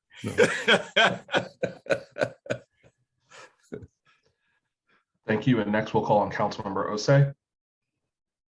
Starting time. Thank you so much. And good morning, everyone. Good morning, Commissioner. Morning, nice sir. to see you always. I have a couple quick questions. The first one I have is, a lot of the sentiments that I hear from our unsheltered advocates and even those that are in the shelter system is that, they are a little hesitant to going into shelters, especially those that are male and homeless because of the congregate settings within the shelters and how that can sometimes create dangerous situations. So I wanted to ask, is there any money in this budget for DHS, if any, that's going towards retrofitting some shelters that we have into making them less congregate and more, single rooms for individuals that are a little hesitant in going into the shelters because of sometimes the dangerous congregate settings? Thank you, Councilman, for that question. Yes, so as I mentioned earlier, the mayor made the historic investment of over $170 million. We're looking at creating and building more stabilization and more safe havens. We recognize some specific settings is more conducive to our homeless individuals because I'm looking at them as individuals and not as a whole. Our traditional dormitory style settings may not be conducive for some.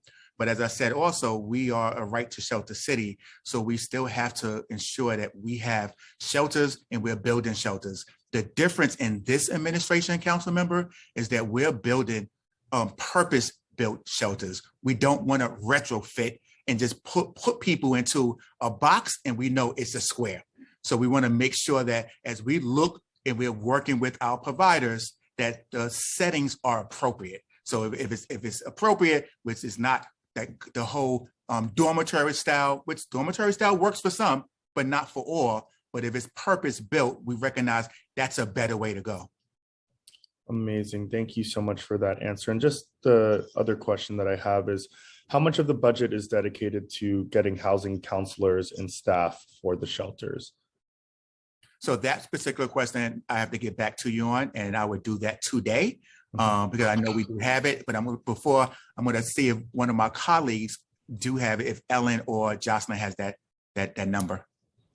Ellen? I will, while Ellen pulls that up, what I would say, council member, is that the budgets and for all of our contracted providers do have allocations for social services staff. So on site, we do have case managers, housing specialists, directors of social service that are already built in to provide services for those who are on site. So that's already in the budget right now for those who are doing the service for us for the 72 providers.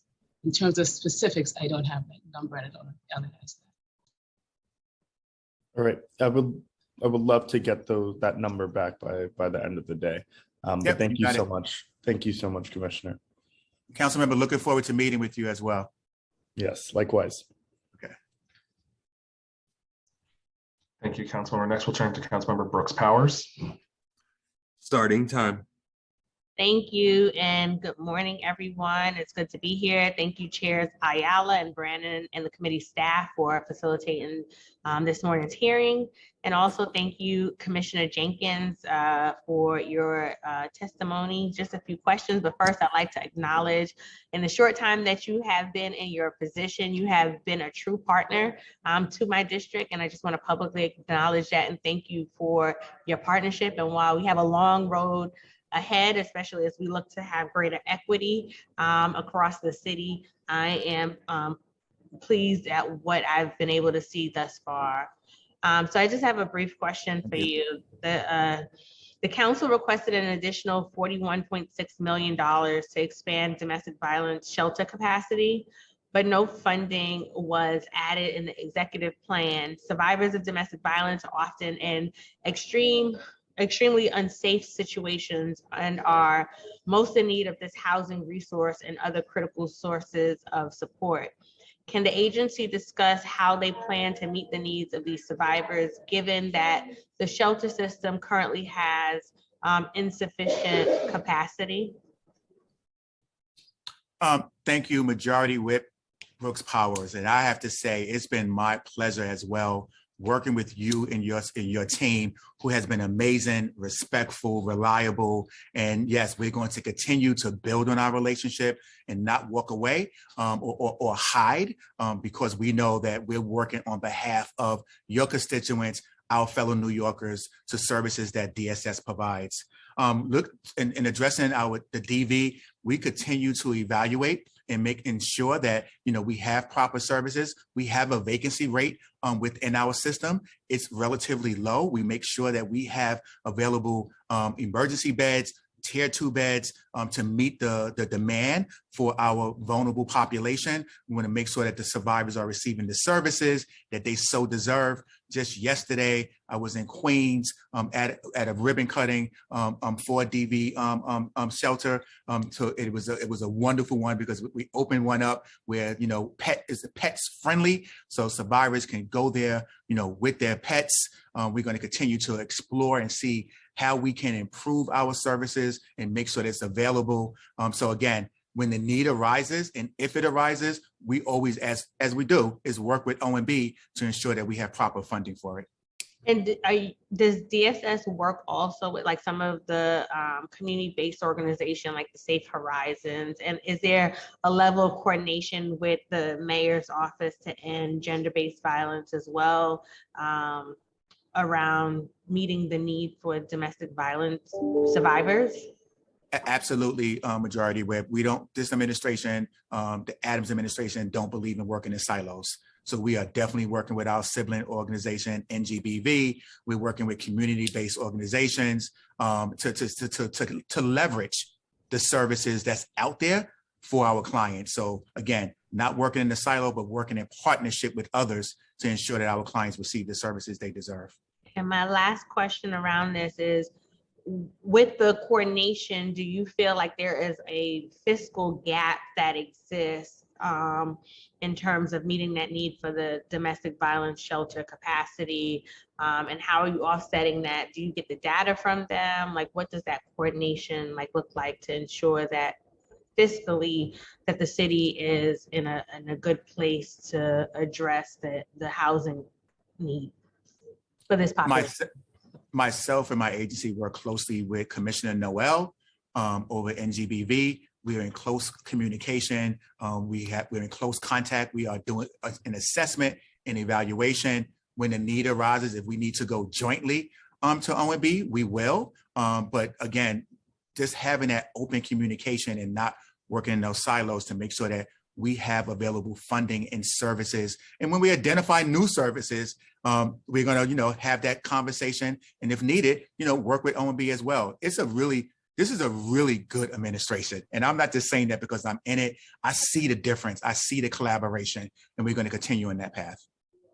Thank you so much. No more questions, chairs. Thank you, Councilmember. And next we'll turn to, I'm not seeing Councilmember Cabanon. We will turn to Councilmember Sanchez. Starting time. Good morning. Hi, Commissioner, and hi, everybody. Thank you so much for participating in this hearing today. So I first just want to, sort of piggyback on some of the comments and echo some of the comments that Councilmember Barron made about fair share, about looking for opportunities. I am one that has gone to bat for DSS and DHS in my community, and I'll continue to do that because I believe that we need to, make as many of these beds available, build as much housing available as we can, but there is an oversaturation in the West Bronx of shelters and beds, and so just want to offer partnership on that in the same way that Councilmember Barron did. So on a related note, I wanted to ask about executive compensation at shelter operators. There's been a lot of news stories about excessive, exorbitant salaries of executives that they're making at the contracted DHS shelter providers. So how does DHS justify these high salaries for shelter operators? Are there any controls in the contracting process that DHS includes? Thank you, Councilmember, for that excellent question, and appreciate your offer to continue to work with us as we look and have to build shelters for our unsheltered population. So really appreciate your partnership and looking forward to continuing our relationship and conversations around that matter. In regards to executive compensation, working with Ms. Lander from the mayor's office to ensure that we have proper oversight. But even before we go outside, I want to be accountable as the commissioner for DSS to ensure that we are evaluating our contracts, that we're doing our own internal auditing to ensure that, folks are adhering to the contract.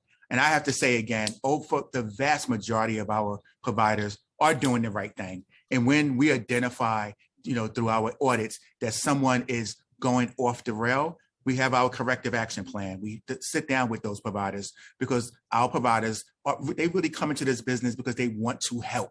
That is the approach that I'm looking at. But also recognizing that there are some providers that we have to pay close attention to when we identify concerns. I'm so sorry, Commissioner, just because time is limited, but are there specific guidelines on salary or executive compensation that the agency imposes? So we're working on a universal guideline with Ms. Lander, so that way we can have an understanding across the board and the providers will understand it as well. Okay, thank you. Thank you so much, Commissioner.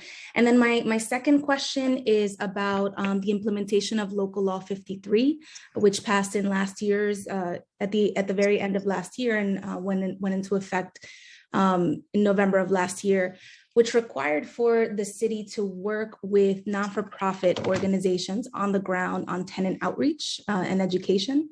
And I specifically want to ask about that because my community is just rife with abuse, right? We're at the heart of the eviction crisis where our folks are really struggling, and folks knowing their rights is really important, and being able to work with community-based organizations that they know and they trust, the organizers that they know and they trust is very important, not diminishing what PEU does and what other agencies do. What is the status of the implementation of Local Law 53 as intended, right? To work with community-based organizations on the ground. And specifically, I understand that last year there were some funds earmarked to the tune of $3 million for these organizations to receive support from the city for this work. So what is the status of those funds, and what are the administration's plans to work with local community-based organizations on tenant outreach? Thank you. You got some good questions, Council Member. Appreciate those, and they're very important. So with Local Law 53, as you may be aware, that was an unfunded mandate. It's not fully implemented as of yet, but as I've been in this seat going into the 6th month, looking into how we can make sure that it is fully implemented. It's important. We want to make sure that our clients, our tenants know their rights, and working closely with PEU, Tenant Protection Unit, to ensure that clients are aware and that they know their rights. Working with Commissioner Palmer, right? When we recognize that if there's some discrimination, want to make sure those referrals get over to that agency, and we make those referrals and proper follow-up is done. So looking forward to having that engaged conversation with you, if okay with you, and I would get back to you on where we actually stand. Thank you so much, Commissioner. And I'll appreciate that. We need to build capacity, especially in the lowest income communities, and working with those on the ground organizations is an excellent way. So thank you so much, Commissioner. Thank you, chairs. Thank you, Council Member. Thank you, Councilmember Sanchez. Next, we'll turn to Councilmember Brewer. Starting time. Thank you very much, Commissioner. Thank you for, we'll follow up on that question I asked the other day. I appreciate that very much. Yes, this is on the issue of homeless prevention. Now, according to the material we have, there's less money from 22 to 23 for that topic. What my question is about, we obviously want people to have the best outcome possible, which might be to stay where they are or to get something similar. So folks coming from the upstate prisons, 9,000 a year, half of whom, according to Fortune, end up in the shelter system. What I would prefer, and I want to know your opinion on this, because obviously this would require money, would be to have them go to Fortune or Exodus or whatever the appropriate community is that works with this population. Is that something that you're considering? Is there any money allocated to that? It would cost more, but then you would have, I think, a better outcome for the individuals, and they wouldn't end up in the shelter system. What are you doing about that? Thank you, Councilmember. I think I heard you clearly. I know you was breaking up some, but I think the gist of your question is how are we working with other organizations such as Fortune and Exodus for folks not to go into shelter and to go into one of these programs. Right. And it's almost, it's half of the 9,000. So it's like 4,500 or more going to the shelter every single year. Yeah. Excellent idea and question. I did have a meeting with the state corrections commissioner because we want to discuss, their exit plan. What is that? What does that look like, and how we can be helpful? So I'm in conversation with the state docs to seek to determine how can we work collaboratively so folks who are released and did their time, right? But don't have a place to go when they come back to New York City if this is their place of residence and not have to go into our shelter system. Those conversations are ongoing. We'd love to continue this discussion with you as well, because it is a good idea. But we are meeting with the state, and we discussed a pilot where individuals can not go into the shelter system, but go into a program that's managed by the state for a certain period of time as they work, and we work with them on a more stable housing plan. Okay. I mean, I think it's a great idea, particularly if groups like Fortune are involved, because they understand the peer-to-peer community and can make sure that people are housed and have the appropriate services. Same thing with people coming from the military. How many, I know when Lori Sutton was head of that office, we actually met with the different militaries trying to see, okay, who's coming to New York? Because they do end up in your shelter system. So do you have any numbers? And are you also suggesting meeting with the military to do the same kind of thing, a discharge, perhaps not to your shelter system? Is there any discussion along those lines? So absolutely. Like, as I said earlier, we don't work in silos in this administration. So Commissioner Hendon, we have a very good, close relationship with him. We're in constant communication to determine what's best for our vets, right? We don't want our vets going into shelter. We want to work on getting them in some type of permanent housing or supportive housing if that's what they're eligible for. So we're constantly in constant contact to determine how do we address this population in a dignified fashion. I think it's good. I hope he's doing that so we can ask him. And it's good to talk to him, what's actually happening. Yep. And then the other question I have is, over time, this is 40-year discussion. When you have a temporary bed, you have some city, some state, and some federal money. When you have a permanent bed, it's usually your money, it's city money. Do we know the amount of city money that goes into temporary versus state and city, and state and federal? And is there any discussion about pulling it? I know you lose the match and just using it for permanent housing. Thank you for that question. That's a complex question, Councilmember Brewer. I've been asking it for 40 years. Go ahead. For 40 years, I've been in this position for 4 months. So I understand, Councilmember. Let me see what we can pull. I have a discussion with the chief financial officer to see if that's something that's available to us. Okay. And then the other issue, there's less money for homeless prevention. Why is that from the previous year to now? Why is there less money for homeless prevention? So as we know, the key to preventing homelessness is prevention. So we are looking at ways, and we're working with our wonderful providers with home base. I can say that I'm looking to see how we can expand home base, but again, working with our chief housing officer as we develop a plan, and come up with these ideas and not work in silos, and meeting with various providers and meeting with, people with real lived experience. We want to make sure we come up with a comprehensive plan. So we're looking at prevention and how we could really pay attention to that, because prevention is the key from homelessness. Time expired. Okay, one other question. In other words, do you pay in other words, when people can't pay their rent, I know about one shots. I'm really good at one shots. They don't work for everybody. So I've gotten $29,000. I know how to get one shots. But the issue is, are you actually paying rent to people out of some of your budget for those to avoid to because not everybody has. What are we doing to keep people in their rent is the issue. So Councilmember, you broke up again, but yes, we are working. Okay, go ahead. There's the Wi-Fi. It's okay. We are working with our home-based providers to ensure, of course, we want to prevent any type of evictions or going into a homeless shelter. We are the providers actually are aware, as you are, refer those individuals to HRA to apply for a one-shot deal. When that occurs, we are also encouraging individuals to apply for ERAP, because we know ERAP has those built-in protections as well, but we're not waiting for a decision as of right now to pay any rental arrears for individuals who are eligible for a one-shot. We are paying those one-shots, and that is a prevention tool that we have in our toolbox that we continue to implement. Okay, I guess from the staff, I'd love to know, where is it that there's a gap? My rent is paid. I'm not eligible for one shot. Not everybody is. What's going on with ERAP? Nobody get evicted. It's just a rent issue. Thank you very much. I want to know those numbers as to where that delta is. Thank you. You're welcome, Council Member. Thank you, Councilmember Brewer. I will now turn it back to Chairs Ayala and Brannon. I'm back. Okay, I have a few more questions, but regarding the home-based program, do we know how many people are applying for one-shot deals through home-based, and how many have been declined? Deputy Speaker, we don't have that information today, but we would get back to you. So we're taking notes, and we would make sure that information get back to you. Yeah, I think one of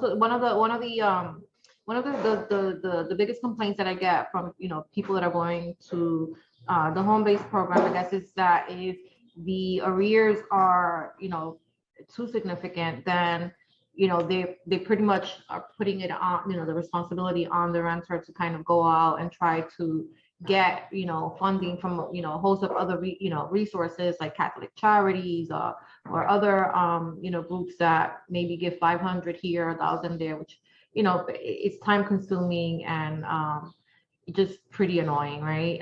So I think it's cheaper to just pay the arrears than having to pay for a person in shelter, which is pretty costly. But I look forward to those numbers. May I respond, Deputy Speaker? Yeah, I we want to make sure that we're being responsible with city dollars. We want to make sure that we're the last resort, right? Because we know that city dollars and state dollars are precious funds. So if there are other means to assist with paying rental arrears, we want to make sure that individuals explore those options. But again, the end result is, as the city agency, we do not want anyone to be evicted from their home and potentially become homeless. So when they come to us, we want to make sure that all other avenues were explored. But in the end, once that is verified and they're eligible, we're going to make those payments, because you're absolutely correct. We want to make sure that folks stay within their homes. Yeah. How do you make the distinction between who gets, who qualifies for a one-shot deal and who gets sent to ERAP? Well, we're sending everyone to ERAP, right? You come in, you go to ERAP. And then we're making our, we have state rules and federal rules that really govern us on how we determine eligibility. So that's in place and has been in place for decades. That hasn't changed, but we want to make sure that folks who are eligible receive those benefits. Yeah, but I mean, if I owed $10,000 in rent, are you sending me to ERAP? I mean, it's not a huge number, or is that something that HRA is able to help with through listen, there's a lot of benefit to ERAP, right? Because you don't have to pay it back. There's a lot of benefit. I get that. But we also don't have, all of the resources, available. There's no infinite number, right? To ensure that everybody that's applying is going to get, some sort of a grant. So, it always concerns me that we're losing people in the transition and we're asking them to sign up for ERAP, and then, for whatever reason they get declined. Are they coming back? Like it becomes really kind of difficult to, keep tabs on folks. So that scares me a little bit. If you don't mind, Deputy Speaker, I want to have Administrator Fitzpatrick chime in. Thank you so much, Commissioner, and thank you, Chair Ayala. When people apply for one-shot deals, the agency's practice is currently to encourage them to apply for ERAP, but we continue to process the application for a one-shot deal. When ERAP first opened, that had to be the primary resource. ERAP was considered a resource, and we weren't able to continue processing the application until there was a decision on the ERAP case. But now, since the state's ERAP program is limited. Lisa, we lost you. You got muted, Lisa. Can you hear me now? Yes, we can. Were you able to hear me before? I'm sorry. I don't know why I went back on mute. Yeah, okay. So after the state's ERAP portal reopened in January, on January 11th, but many of these clients will not be eligible for assistance. So when they apply for HRA one-shot deals, we're encouraging them to go to ERAP only to get the eviction prevention that ERAP offers, but we continue to process the application for one-shot deals. Some of those individuals that come to us are also eligible for recurring cash assistance. If they're eligible for recurring cash assistance, if they have a child under the age of 18, they may be eligible for ongoing rental assistance through the Family Eviction Prevention Program, the state's FHEPS program, or they might be eligible for benefits through city. Can you hear me? I'm sorry. Yeah, and I'm not sure if my camera is not on. They're telling me there's something wrong with my camera, but it's on. Okay, but they are eligible for ongoing rental assistance through either the City FHEPS program or FHEPS program. And we're also trying to help people through the home-based program apply for the emergency housing vouchers. So through those three strategies, people may be eligible for ongoing rental assistance. If we only focus on that one-time payment, the month after we make that payment, if the household does not have a future ability to pay, then they start accumulating arrears again. And that doesn't serve anybody. So we want to make sure not that they just get that one-time payment, but then they also have a future ability to pay. So this way the landlord doesn't file an eviction against them 2 or 3 months after they get that one-time payment. Got you. I know that Councilmember Caban is back. I just have to ask a question. Two more questions regarding the capital project. So for me, I mean, we struggle, right, with the congregate setting and the singles. And I wonder if any thought has been given to conversion of existing dorm setting transition to singles, and if any capital funding has been allocated towards something like that. Thank you, Deputy Speaker. As we evaluate and look at our footprint we have across the city, those conversations are in consideration, but we're really mainly focused on, as I said earlier, our purpose-built shelters to make sure we get it right going forward. I'm going to be honest, it's going to be a challenge going back and then, having to, as you do, if we do any conversions, finding locations to place those individuals temporarily while that construction is occurring. But the goal here is really looking forward at our purpose-built shelters and our low barrier locations, such as safe havens and stabilization beds. I mean, I get it, but I just think that we have so much, we have vacancies at the existing sites, and it's just like, we're creating more and not really utilizing what we have, right? In the best way that, possible. And I get this is like way beyond, us but I think that there's some thought should be given to conversions of congregate settings into singles, because we know that that works, better. And Commissioner, so, could I just, thank you. Yeah. One thing, Deputy Speaker, it is also important to make sure that we have dormitory staff, because I think there are situations that we do need that setting for those individuals who need that, because not every individual functions well in single rooms, because depending on what their status is and what's happening with them in terms of the individual, what's happening with them individually. So we have to really make sure that we have settings to meet every person's needs. So we have to be careful about saying we need to have a single setting for every person. I'm sure that we can there are creative ways of creating, getting the same outcome and, being able to provide that added level of, oversight without having to make people feel, uncomfortable. I mean, I couldn't imagine having to live in a dorm style. And I was in shelter, and I shared a room at the Catherine shelter site with 2 other families, and we were divided by, a very small, divider. And I mean, it was horrible. It was horrible. So I can't even imagine. And this was a family shelter. I can't even imagine what it's like to live in that type of environment. It's bad enough to be homeless, but to have to feel like, you've hit rock bottom, it must be horrible. So, just something to consider, I think, as, as we move forward. It's 2022, and we have to kind of rethink, think outside of the box and reimagine, the level of services that we're offering, in a way that's more efficient and, that allows for some cost savings, because we're spending a lot of money as a city, opening, new sites and accommodating for new beds. And, I think that a lot of that could be alleviated by really rethinking the spaces that we already have access to. And then my final question before I turn it over Deputy to Speaker, if I may, Deputy Yeah. Speaker, I look forward with collaborating you on that thought process.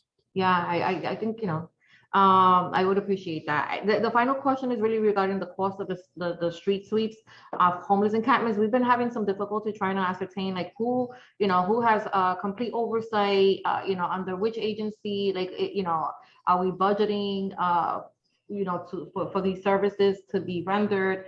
So can you provide details on the cost of the recent sweeps, and was any funding added in the executive plan? So, Deputy Speaker, I can't provide the exact funding, but it is, as you're aware, it's a multi-agency collaboration with our sanitation department, DHS outreach staff, NYPD, and we are working in collaboration, right? The whole goal with the encampment cleanups is really to build that trust and bring individuals inside so we can provide the services to them, because there's no dignity, and I think you're in agreement with me, with someone living in a cardboard box or in their own waste. So we're looking at how can we continue to meet that person where they are and build that trust and bring them inside so they can receive the services, not that they want, but that they deserve.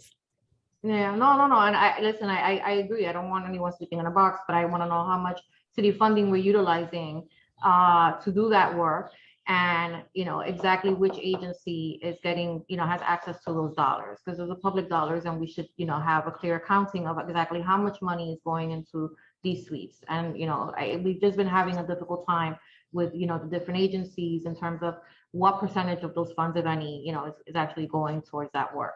And if I may, Deputy Speaker, if I may, not just want to challenge you a little on the terminology. And I know, folks use it as sweeps, but I don't consider it as a sweep. I consider it as a cleanup effort. I consider it really building that trust and really getting individuals to come inside. So I don't look at it as a sweep. I really do look at it as an attempt to really meet that person where they are, get them to accept our services, and make sure that we're cleaning up those neighborhoods where there are unsafe environments, because we do as a city receive phone calls from a lot of individuals through 311 stating that, can you please address this unsafe environment? No, listen, I appreciate it. And you're a great guy.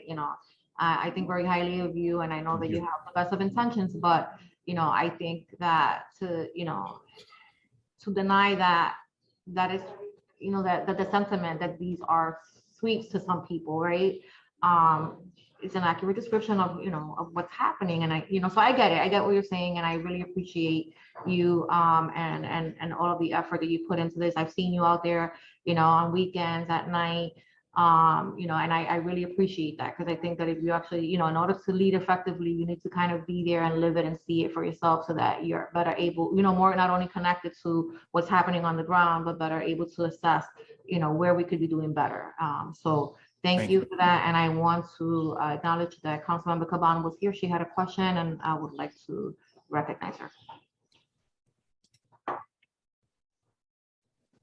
Thank you. I really appreciate that, Chair Ayala. And actually it's kind of perfect, because I want to build on what you talked about, but I do have a reaction to the previous answer before I go into my question about it. Is that, I quite frankly, and with all due respect, it doesn't matter to me what you would like to call the sweeps. If you don't like the word sweep, for me, it matters to how the people who are being directly impacted are experiencing it. And they're experiencing it as violence. They're experiencing it as very negative effects. We have begun to use the word sweep because that is what they feel like. They have articulated that they feel swept out of spaces, further into the shadows. And I think that softer language and euphemisms can actually be a barrier and harmful to our efforts to create solutions, dignified solutions for people, and just to make sure that we are centering people's experiences, that this is not about cleaning up our streets, but it's about caring for our people, right? It's not about making other people more comfortable because they are uncomfortable with seeing folks who are in crisis or struggling, but rather centered around the support for those people. So I will get off my soapbox now, but Commissioner, you did talk a little bit about how the purpose of these sweeps and what you're trying to do is build trust. And so my first question is, what research or studies has DHS or DSS conducted to find out how homeless folks experience the sweeps, right? Because frontline outreach providers have raised significant red flags about the role of sweeps, including JCC staff, including stating that they wish that they weren't doing them. And so what specific clinical or other evidence do you have that people experiencing sweeps do not harm their relationships with outreach providers? Thank you for that important question, Council Member. And again, as we look at our cleanup efforts, and I say that the public is calling, I say the vast majority of New Yorkers are really calling because they care about these unsheltered New Yorkers. It's not about, get this site out of my neighborhood, but I really believe they really care about the individual or individuals that's there. But excuse me, Commissioner, I'm really sorry, but I know I have limited time. And so I just really want the answer to a specific question of, in terms of building trust, right, and the relationships to providers, what specific clinical or other evidence do you have that people that are experiencing these sweeps right now, that the way that this is being done does not harm their relationship with outreach providers? So we're working with our DOHMH, our clinicians, to really drill down. We're speaking with people with real lived life experiences. We're calling in. We're having that conversation on how we can do things better and how can we learn from the experiences of real life of people who were actually homeless or lived in an encampment, so that we can develop those policies going forward. Also, talking to other states and other leaders in this field, we're learning from them as well. I'm headed to Seattle next month to really learn how are they addressing their homeless population, and then really, to answer your question, is looking at what are the scientific evidence that's out there to help guide us. Been in this role since January, so really starting to really dig in to better understand how can we serve this population. Thank you. And I would love for us all at the council to be sort of kept up to date on what you continue to learn. is DSS finding it difficult to get staffing for the end of line initiative or the sweeps? And if so, like, why do you think that is? We're in active hiring for staff, and as I said earlier, across the job sector, folks it is a challenge with getting people to want to come into the offices. But really, this is really unique, hard, difficult, challenging work. So we are looking to determine who's out there. I asked the council members, Councilmember Caban as well, if you know of any individuals that really is up to do this type of work, please send them our way, because we have positions and we want dedicated staff that can do this work with us. Thank you. And I know I'm running out of time, so I also want to kind of like ask a little bit more clarifying questions. I mean, essentially some of of what Chair Ayala asked, but would love some specificity. So I know that like it's an interagency effort. Like how are y'all communicating plans to other agencies, and who's the actual backstop for the process? So we're working with multiple agencies, and from DSS perspective, when we go out before the cleanups occur, we're out in the encampments, we're speaking with individuals, and we're really conveying that there's a better way. And I hope you agree, council member, there is no dignity living in a cardboard box. So we're expired, and we understand that each individual have unique challenges and unique issues that we want to address. And we go down there every day, every night, building that trust to hopefully eventually that person would say, yes, come in. And then we're working with our sibling agencies to ensure that we're working as a joint effort, not in a silo. No. Well, thank you. And I just will end by saying that, like, I do agree that there's not dignity in that.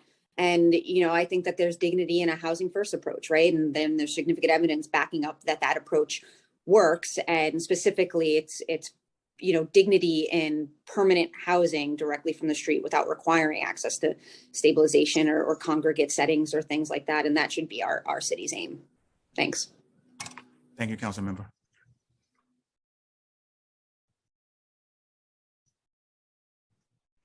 I have no further questions. Councilmember Brennan. Okay. Do you have any closing remarks? You want me to close it out? You can close it out. Okay.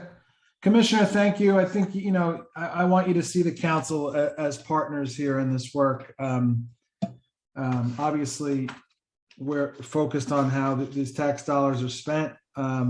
Just want to make sure they're spent efficiently, make sure that there's quantifiable metrics that we can take back to our constituents to say, this is where the money is going, and here are some success stories of how we're actually getting things done and getting people to better outcomes. That's ultimately what this is all about. So we appreciate your time, and I think we're going to head now into our next agency hearing. So thank you all so much. Thank you very much. Thank you very much, Chairs. I appreciate it. And I would close by saying as well, looking forward to building on our collaboration and our partnership. It means a lot because we know that we are here for New Yorkers, and we want to make sure that we're being responsible with city funds and state funds and federal funds. But at the top of our list, this administration, is how do we provide those services to people who deserve them? So thank you very much. Thank you, Commissioner. Okay. Okay, chairs, we'll stand in recess until 12 noon. So if anybody needs to take a break, take it now. Yes, sir.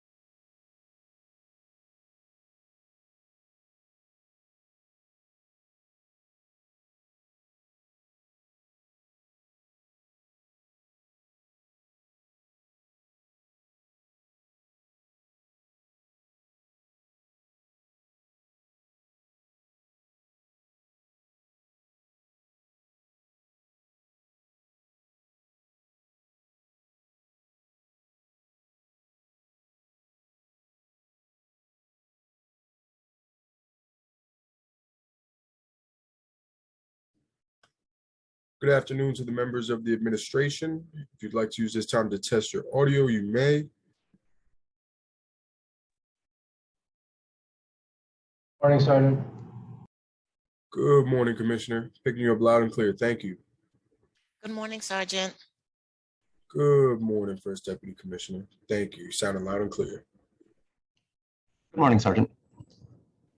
All right. Picking you up loud and clear as well. Thank you, sir.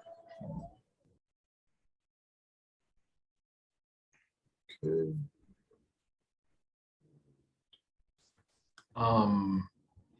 Deputy Commissioner for Finance, Michael, how do you pronounce your last name? Myself. Thank you.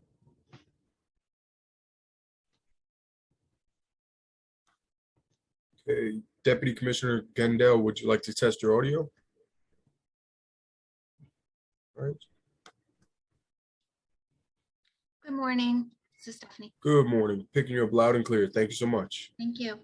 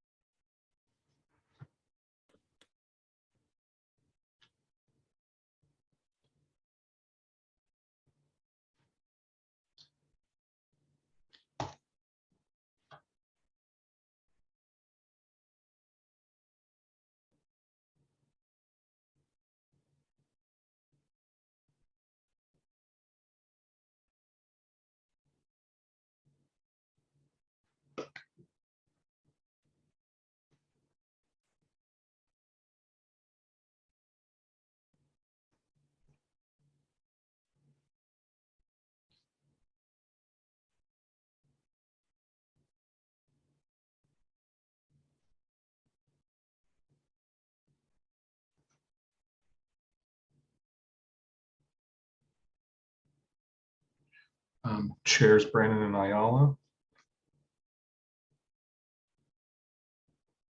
Yes, Okay, are you ready to go? I'm ready. Okay, all right. We can go ahead and get started. We're already recording. So Chair Brandon, we'll start with your opening, then Chair Ayala, then I can swear in the admin. Cool. Thank you, Council. Good afternoon, everyone. And well, yeah, it is afternoon. It's 12 noon on the dime. Welcome to the second portion of the 8th day of executive budget hearings.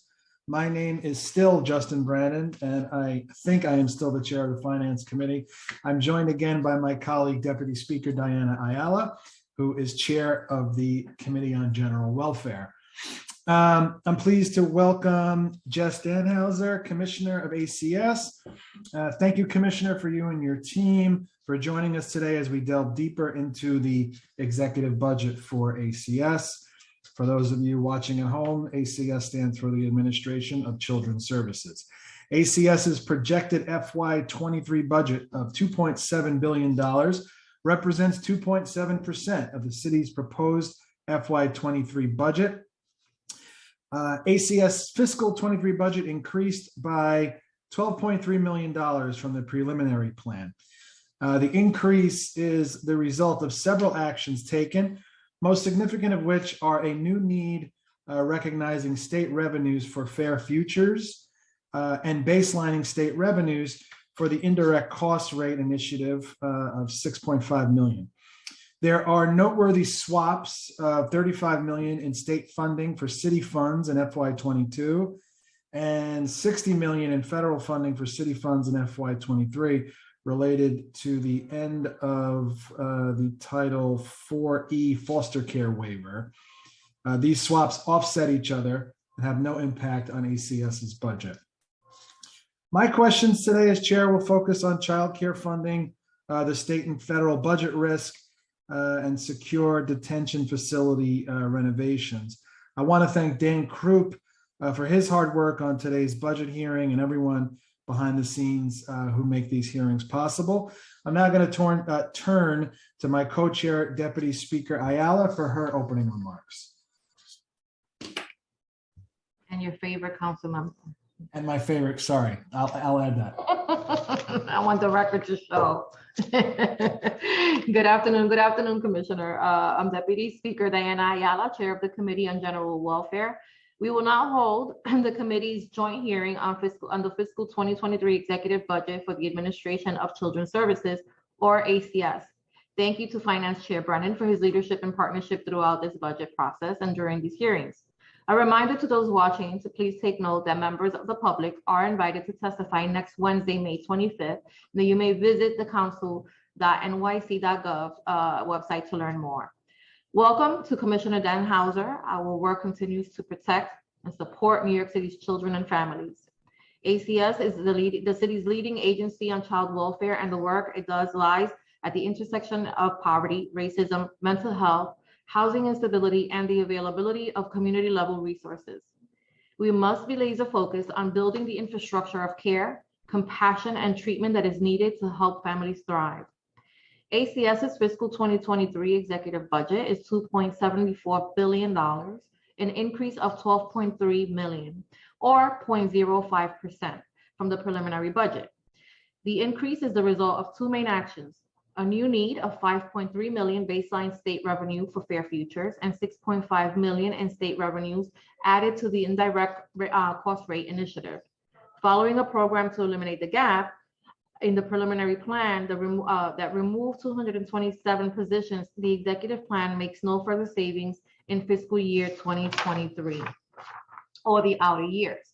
There are 7,073 full-time positions in ACS's budget in both the current fiscal year and fiscal year 2023. The City Council has long partnered with the administration to make critical progress. This includes the Council Signature Fair Futures Initiative, which is set to uplift 4,000 young people across all 5 boroughs next year. The additional funding for Fair Futures brings the baseline total to $30.7 million, of which $20 million is city funds. This funding will enable ACS to engage foster youth and youth involved in the juvenile justice system up to age 26. ACS is working to engage alumni who aged out of Fair Futures at the current limit of 21 years old, but who cannot receive support next year. I look forward to hearing the administration's strategy for expanding Fair Futures and providing real support for at-risk youth in the nation-leading program. These are precisely the type of upstream preventive investments in youth that the council has long advocated for, whether on mental health, job programs, or wraparound services. I welcome the administration's partnership to make these effective yet overdue investments. Beyond Fair Futures, however, other preventive investments the council called for in its preliminary budget response remain outstanding. This includes $5 million for empowering skill-building programming in the juvenile justice facilities and a promise to make supportive housing easily accessible for all former foster youth who qualify. The executive budget plan did not fund these programs. The executive budget includes noteworthy swaps of $35 million in state funding for city funds in fiscal year 22 due to lower than anticipated revenues, and $60 million in federal funding for city funds in fiscal year 2023 related to the end of the Title 5E foster care waiver. We are also awaiting information on how $4 billion of over 4 years in state funding or childcare will be rolled out in the city. I hope to hear more about how the city will maximize available dollars and fully invest in the children's services and childcare, even as federal and state funding shifts.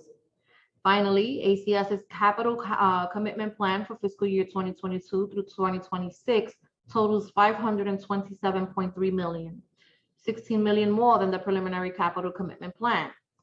60% of funding supports reconstruction projects at 2 secure detention facilities, and I look forward to hearing about when these educational, recreational, and programming spaces will be available to detained youth. I kindly request the commissioner please keep his testimony to 10 minutes so that we can hear council member questions. In addition to the topics above, we hope to discuss other issues such as alternatives to detention, foster care market rates, and ACS's alternative response program called CARES. I would like to thank the committee staff who helped to prepare this hearing, Daniel Krug, Chima Albisheri, Dohini Sampura, Amenta Kilawan, Christy Dwyer, and my Deputy Chief of Staff, Michelle Cruz. I will now pass it back to the Finance Council to call Council to continue our hearing. Thank you. Thank you, Chairs Brannon and Ayala. Good afternoon and welcome to the second portion of the executive budget hearing for May 20th, the Administration for Children's Services. My name is Malcolm Buellhorn and I am counsel to the Finance Committee. I would first like to acknowledge council members present for the record. Council members Brannon, Ayala, Brewer, Caban, Hudson, Lee, Lewis, Osei, Sanchez, Velasquez, and Ung. Unlike in past, council members and members of the mayoral administration will have the ability to mute and unmute themselves. We just ask that when not speaking to eliminate background noise to please mute yourself. I will remind council members who have questions, please use the raise hand function in Zoom. You will be called on in the order with which you raised your hand. We will be limiting council member questions to 5 minutes. The following members of the administration are here to testify and or answer questions. Jess Danhauser, Commissioner, Wynette Saunders, First Deputy Commissioner, Michael Moseyev, Deputy Commissioner for Finance, and Stephanie Gendel, Deputy Commissioner for External Affairs. I will first read the oath, and after I will call on each member from the administration individually to respond. Do you affirm to tell the truth, the whole truth, and nothing but the truth before these committees, and to respond honestly to council member questions? Commissioner Danhauser? I do. First DC Saunders?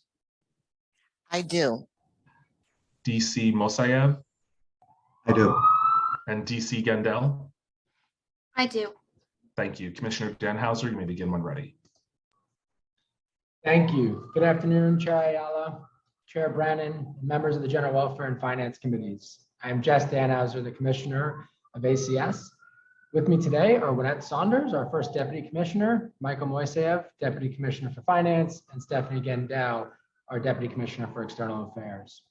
As part of Mayor Adams' vision, ACS is committed to helping build a New York City that is more safe, just, and equitable for children, youth, and families. I've spent the past few months as Commissioner listening to parents, youth, providers, ACS staff, advocates, and community members. And as we move forward, ACS will rely on the ideas, wisdom, and assets of New York City's communities and families. At ACS, we are focused on keeping children safe by ensuring their families have the resources they need to thrive. We know that when communities are strong, families are strong. As part of this, I am pleased to share that advocacy by the city has helped lead to a substantial increase in childcare funding. The city anticipates receiving approximately $4 billion over the next 4 years. ACS and our city partners have successfully advocated for important legislative changes at the state level, including the increase in the income eligibility for low-income childcare from 200% to 300% of the federal poverty level starting on August 1st, and an increase in the market rate for providers. We're also very pleased that earlier this week, our proposal to delink the hours of childcare from the hours a parent works passed both the houses of the legislature, and we are eager for the governor to sign the bill. ACS is expanding access to affordable childcare for families across the city. We are in the process of reaching out to the parents and caregivers of all the children who are on the voucher wait list to invite them to apply for childcare. If they apply and are found eligible, they will be provided with a childcare voucher. To date, ACS has sent letters to the families of 22,000 children, and we anticipate that by September, we will have contacted the remaining 15,000. We're also lowering the fee that families pay for care to the lowest level permissible by federal law. ACS is also in the process of expanding our family enrichment centers from 3 to 30 over the next 3 years. Since our last budget hearing in March, ACS announced the anticipated awards for the next 9 and the expansion, bringing us to 12. We are very pleased that the 9 providers selected all have deep ties in their respective communities, and some are small local organizations that have not contracted with ACS previously. We've created a short video, and we look forward to sharing that with you today. We know that parenting can be difficult, especially with the economic and social challenges created by the pandemic. ACS contracts with over 135 preventive services programs to provide free voluntary services that are available in every community, regardless of immigration status. Each year, more than 35,000 children and their families receive prevention services. And we know these services lead to good outcomes and that parents feel they're beneficial. As part of the 2021 Family Experience Survey, we surveyed thousands of parents with participation in prevention services, and they told us they were overwhelmingly satisfied. 93% said they were happy with the services, and almost 90% said they would recommend the services to their friends. We've been taking a close look at our child protection practices to see how we can continue to build on our work to keep children safe while reducing trauma and better supporting families. We're continuing to expand both the number of families that are served via the CARES track and the number of CARES units that handle those cases. Over the past year, we've increased the percentage of cases that go on the CARES track by 71%. By the end of 2022, we anticipate increasing from 32 to 48 CARES units and to 64 by the end of 23. We're also looking at ways to reduce the stress investigations can cause for families. We will be soon initiating a pilot where CPS will share information and resources to parents, including the contact information for legal providers at the first visit. In addition, we are changing our process so that our Emergency Children's Services Unit, which operates on evenings and weekends, will no longer be initiating investigations without immediate safety allegations at night, when children are most likely, obviously, to be sleeping and the stress of an investigation can be most acute. Through successful prevention programs and initiatives to reduce length of stay in foster care, the number of children in care is at a historic low of 7,135 children. 43% of these children are placed with kin. Starting this July, ACS will be implementing a range of new resources and strategies to further improve outcomes for children and families in the foster care system. In March, the mayor and ACS announced the launch of VCRED, a new vocational and apprenticeship program for youth ages 16 to 24 who are in foster care, who were in foster care, or are in our juvenile justice system. The grant-funded program enables 45 youth annually to participate in professional certification courses and paid internships in 5 career pathways. First launched in 2019, Fair Futures currently provides thousands of youth ages 11 to 21 in foster care with coaches, tutors, and housing and education specialists. The proposed budget for FY23 will provide ACS with $30.7 million of baseline funding for Fair Futures, enabling us to expand the program to youth ages 21 to 26, the first in the country to do this, and to youth in our juvenile justice programs. I want to personally thank Mayor Adams for his commitment to Fair Futures and to the City Council for your commitment and support. In addition, the success of the advocacy for Fair Futures could not have happened without the Fair Futures Coalition, and most importantly, without the Fair Futures Youth Advocacy Board. In just a few weeks, it'll be summer, and ACS very much looks forward to youth involvement in both the city's expanded SYEP program and Freedom School. If you, like me, have never been to a Freedom School Harambee, I urge you to be there this year. We read culturally appropriate books and poetry and engage with youth, including through dance. ACS is also pleased that we have identified more than 1,000 young people across our continuum for SYEP this summer. At the end of April, the Nunez monitors released their most recent report on detention. In 2020, ACS entered into a voluntary agreement with the Nunez monitors. In the report, the monitors state that ACS has made progress in all areas. The monitors also applauded ACS's focus on youth development specialist retention, advocacy to implement incentive bonuses for YDS attendance, and the enhanced efforts to recruit and hire YDS. In early May, ACS released our concept paper for the close-to-home juvenile placement and aftercare system, which is the system of care of youth who have been adjudicated juvenile delinquents by the family court. The concept paper describes a smaller, more robust system of care, including smaller facility size, increased salaries for provider agency staff, and enhanced staffing. There are no new FY23 cuts to ACS in the executive budget. As discussed previously, the budget includes additional funding so that ACS will have $30.7 million baseline for Fair Futures. In addition, the budget includes $60 million CTL in FY23 to cover a Title IV budget gap created by the federal government. Federal eligibility includes an income test tied to whether or not a family would have been eligible for AFDC in 1996. This outdated methodology results in fewer and fewer children being 4E eligible each year. Finally, I'd be remiss if I did not mention that while we are very pleased that the state budget includes additional funding for childcare, we're disappointed in the additional cost shifts that the state created for child welfare. The state enacted legislation to significantly increase the subsidies for foster parents, which you of course support, adoptive parents and kinship guardians, but did not include any additional state funding for localities to implement these higher rates. While of course we support these rates, we believe that the state should share in the implementation costs.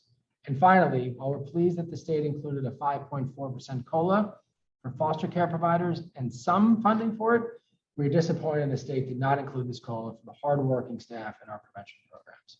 Thank you for the opportunity to testify, and I'm happy to take questions. Thank you, Commissioner. I want to jump right into it. I want to talk a little bit first about the child care funding. The FY23 state enacted budget included $7 billion statewide and $4 billion for New York City over 4 years. What does ACS estimate? What is the estimate for how much additional funding, including through the child care block grant, will eventually be reflected in the 23 budget? And how many vouchers or seats do we think it'll generate? So we're still working on those exact numbers, and I'll ask Deputy Commissioner for Finance to speak to some of that. But I do want to share that we are working through the entire wait list, and then in the summer we'll be launching a process by which families can apply for childcare, and we can continue to get vouchers out. We have sufficient resources not only to work through the whole wait list, but then to across the city significantly increase voucher distribution to eligible families. And so as we are working through that with our city partners in OMB, we have full green light to move aggressively to sign families up for childcare subsidies. Michael? Thank you.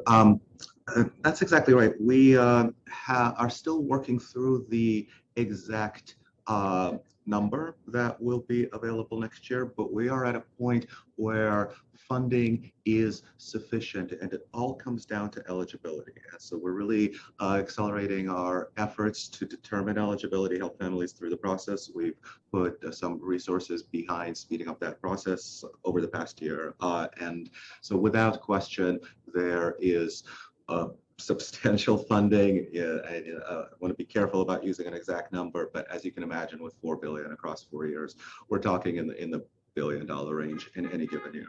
So we'll work with you and let you know as soon as we finalize those, but we are working aggressively with families to get them through that eligibility process.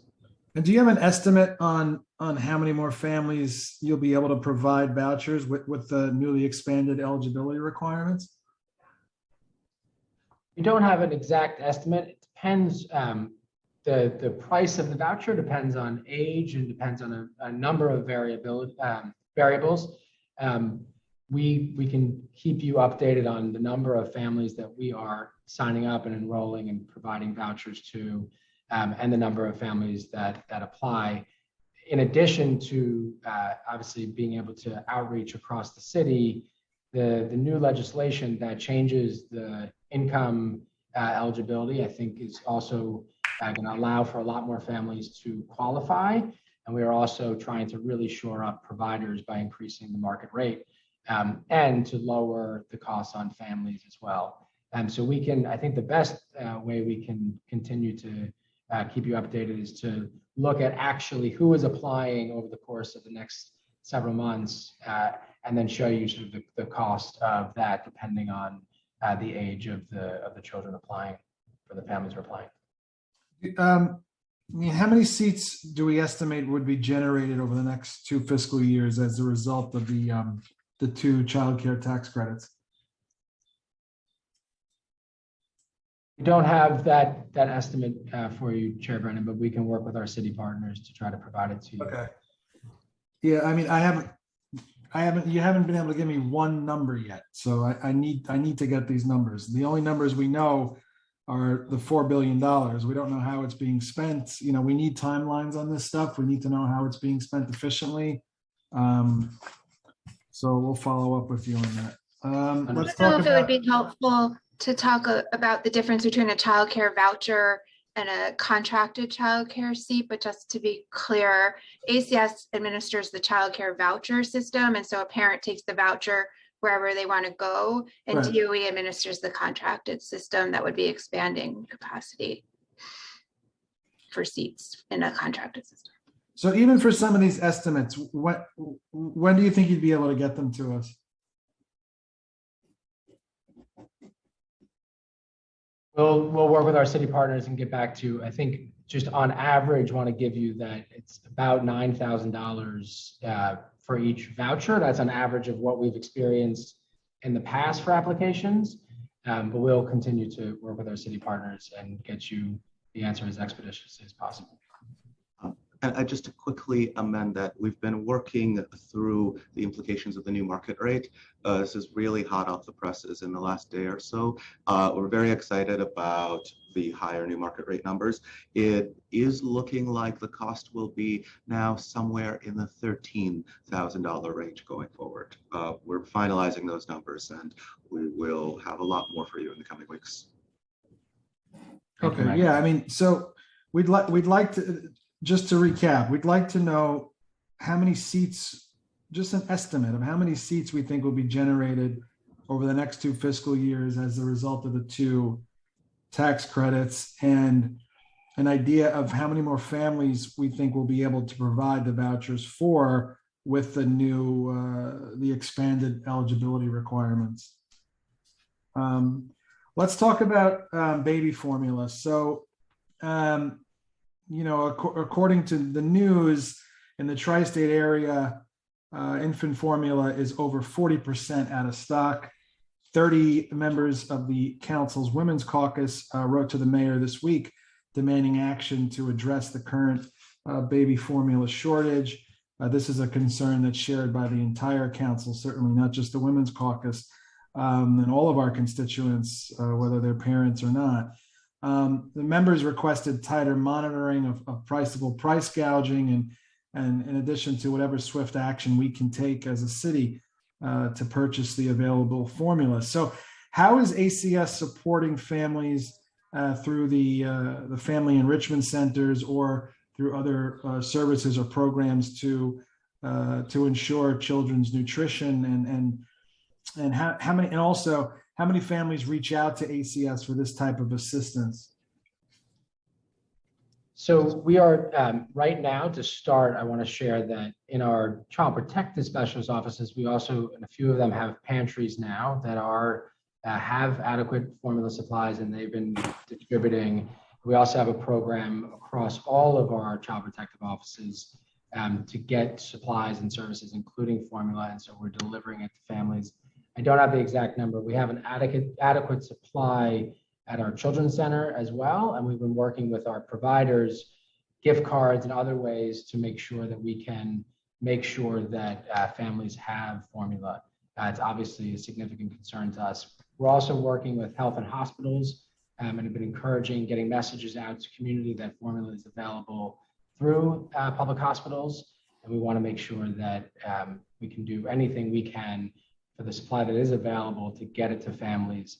Our providers have been doing work in local communities in addition to make sure that the families have the formula that they need.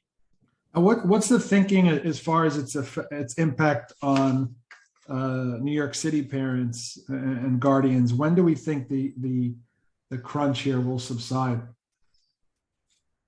What we've heard at the federal level is that it could take a couple months. We're doing everything we can to stay on top of that with state partners as well.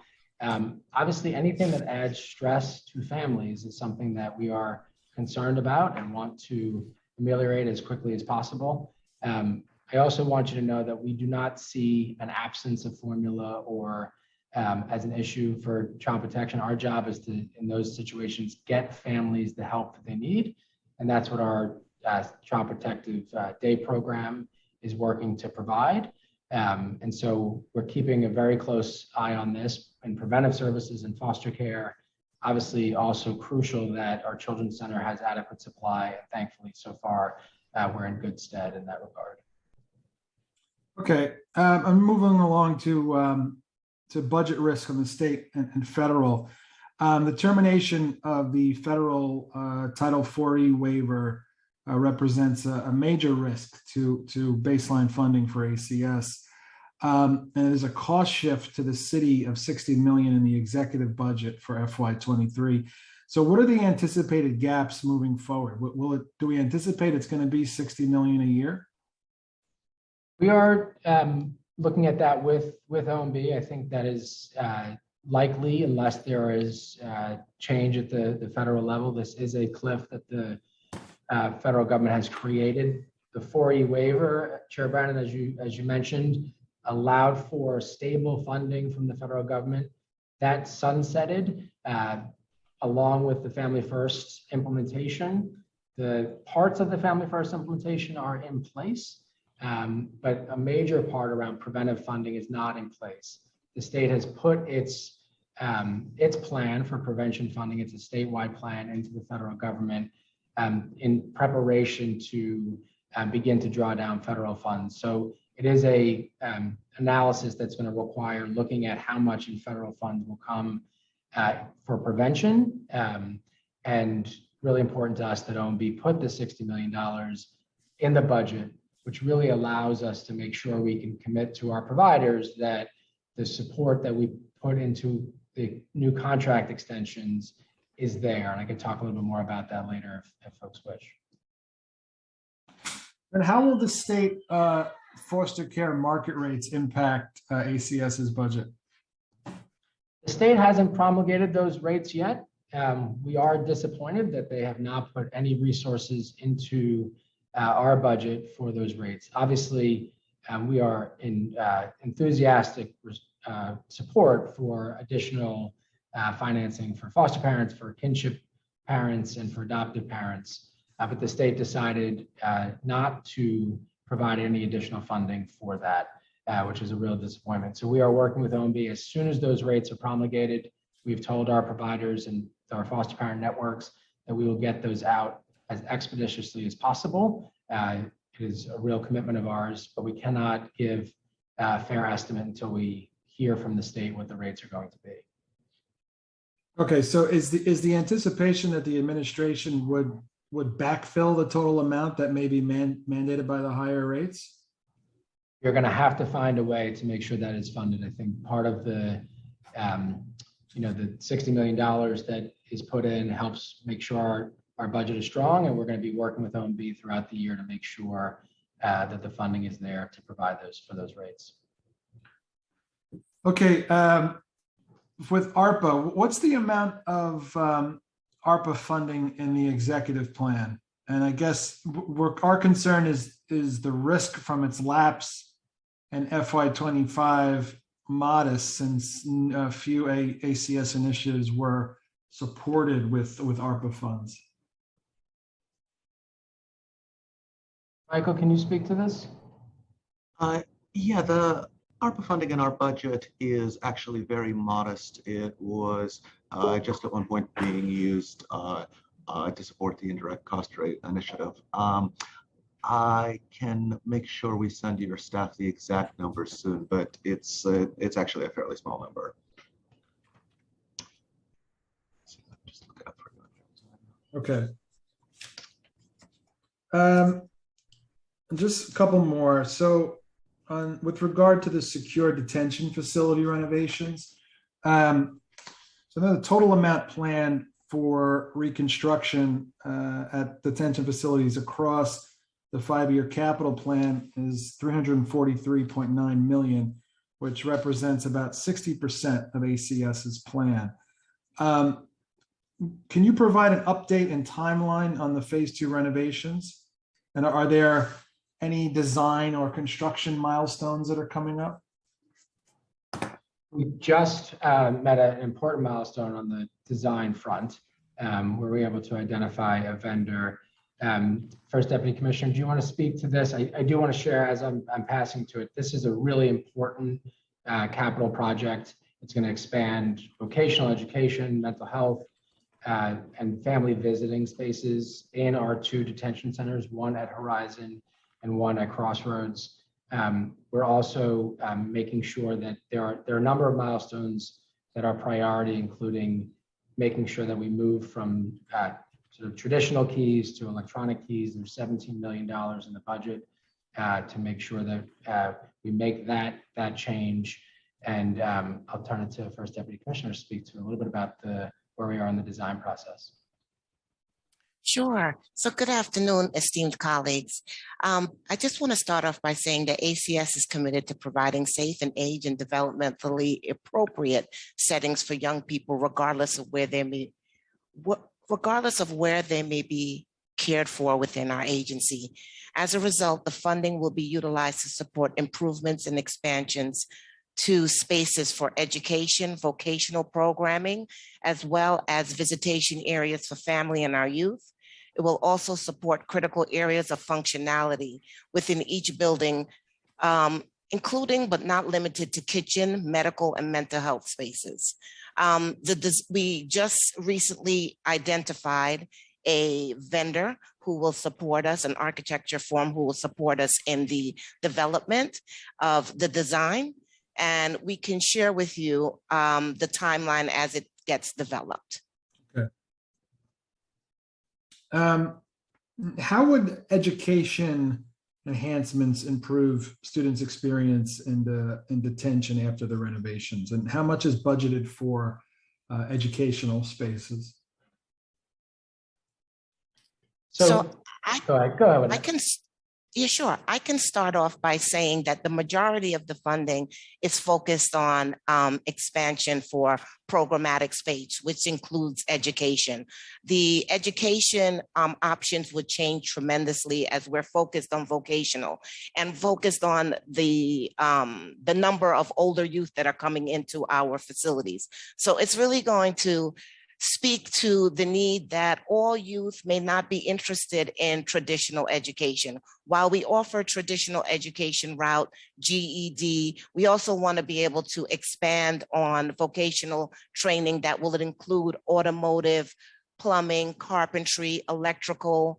Right now we have OSHA, and we also have culinary etiquette, but we really want to expand those options so young people can have access and really take a look at what their interests might be and incorporate their voice into what the curriculum will look like in the future.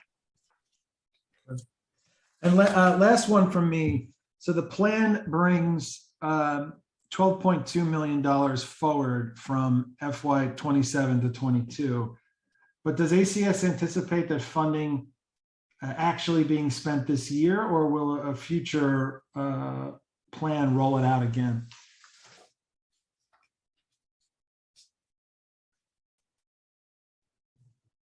Excuse me. Are you speaking specifically to the capital? Yeah, sorry. Yes. Yeah.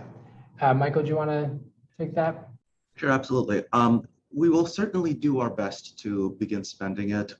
Capital construction is a very lengthy process, but we've received approval to move forward on the design, and so that will begin spending money down. We will move to the construction stage in the next about a 2-year time frame, and then that will really accelerate the spend down. So we'll certainly do our best to spend it as quickly as possible. And Chair, to answer your previous question, there is $9 million of ARPA funding in our budget. Oh, great. Okay, that's helpful. Also, I have one more prior answer. We were able to figure out that the city's estimating there'll be about 17,000 new seats created from the child care tax credits. Great. Thank you, Stephanie. I appreciate that. Okay, Michael, Stephanie, Commissioner Danhauser, I appreciate this. I'm going to turn it over now to Deputy Speaker Ayala, my favorite council member. Thank you, Chair Brennan. Thank you. Thank you, Chair Brennan. It's nice to see you, Commissioner. Hope everything is well. My question is regarding Fair Futures funding and Fair Futures funding rises in the executive budget plan to 30.7 million. Can you confirm that the funding is sufficient to support services for all justice involved and foster youth up to the age of 26? Yes, so it will absolutely allow us to fully expand the model for foster care youth to 21 to 26. As you know, we've been doing that work for several years now for younger youth. We are meeting very soon with advocates, providers to really plan out in a co-created way the next steps there. And we're really thrilled to be able to be the first in the country to make this kind of commitment. On the justice side, I want to just make sure I'm providing you with the full detail there. We are starting it in the way in which we started the foster care program. So we're working with young people who are currently in the continuum, and then we'll be working over years to build out that commitment to them for the full Fair Futures model, and we'll be working with OMB on that. So we'll be rolling out some enhancements to contracts. We also are planning potentially an RFP to be able to do some of that Fair Futures work in our juvenile justice continuum. But we are just starting that work as opposed to where in foster care we've been doing that for a few years now. Perfect, sorry. Allergies. Oh my goodness. Of the approximately 4,000 youth that may be served in fiscal year 2023, do we know what the breakout looks like by age range, and will certain youth receive services before others? So we have about 3,000 who are in care, so under 21 or under, and then about 1,000 in the 21 to 26 range who've aged out. We are going to be getting as quickly as possible allocations out to providers, consistent with within their current contracts, and making sure that they can begin to hire staff and do outreach to young people. When I was at a provider agency, we launched a program to coach young people who are leaving foster care 21 to 26. It takes a substantial resource intensity in the front end to make sure that we are reaching out, not just with a letter, not just with a phone call, but going to try to visit them, sit down, have a meal, and really re-engage them in working with them on whatever they want to work on, as you know, right? Whether it's education or career, or they need support for housing. We're really excited about this. It's going to be a new learning curve for some of our providers, and we're thrilled that there's also funding to continue the collaboration with not only nonprofit providers, but with our philanthropic partners and consultants who have created a really wonderful implementation approach. There's a learning collaborative. The coaches come together very often. They share best practices, and we're really looking forward to building on that for the 21 to 26-year-olds. So we can keep you posted on how quickly we're engaging. It's obviously a real priority to finally end this cliff created when young people age out of care. I also want to say we are going to encourage and allow providers to work with young people who achieve permanency, right? So if they go home, or if they're, go through kinship guardianship or are adopted at 17, 18, we don't want to let go then either, right? We want to make sure that we're continuing to support their education and career pathways. So this is not just for young people who are aging out of care. It's a commitment to young people who the city has taken into their care to make sure that they have everything they need to succeed in school and career. No, I appreciate that. I really do. Do you know what the current status of the foster care RFP is? I do. We decided to extend contracts for another year, and that extension will begin on July 1st. We are grateful to OMB that they included all of the resources that are in the RFP in this contract extension as we complete the best and final offer part of the RFP contracts, the foster care contracts. Those will be in place. For this fiscal year, we'll be on the contract extension. For next fiscal year, they'll be fully in place, and we are on time for that. One thing I want to mention about the contract extensions and ultimately the new contracts is this is the first time that ACS will be paying providers on a budget basis. And so we have often lamented that the pay for foster care is sort of head in a bed, if you will. So for each day a child is in care, that's not consistent with our values. Our values are to have foster care where children return home safely or they achieve another permanency pathway quickly. I would not want foster care to be a long-term, but the money would actually, you get paid more the longer children stay in care. I don't believe that providers were keeping kids in care, but we weren't allowing them to really think through a thoughtful budget. They were estimating the number of children that have in the care in order to complete their budget and decide on the investments that they can make in that given year.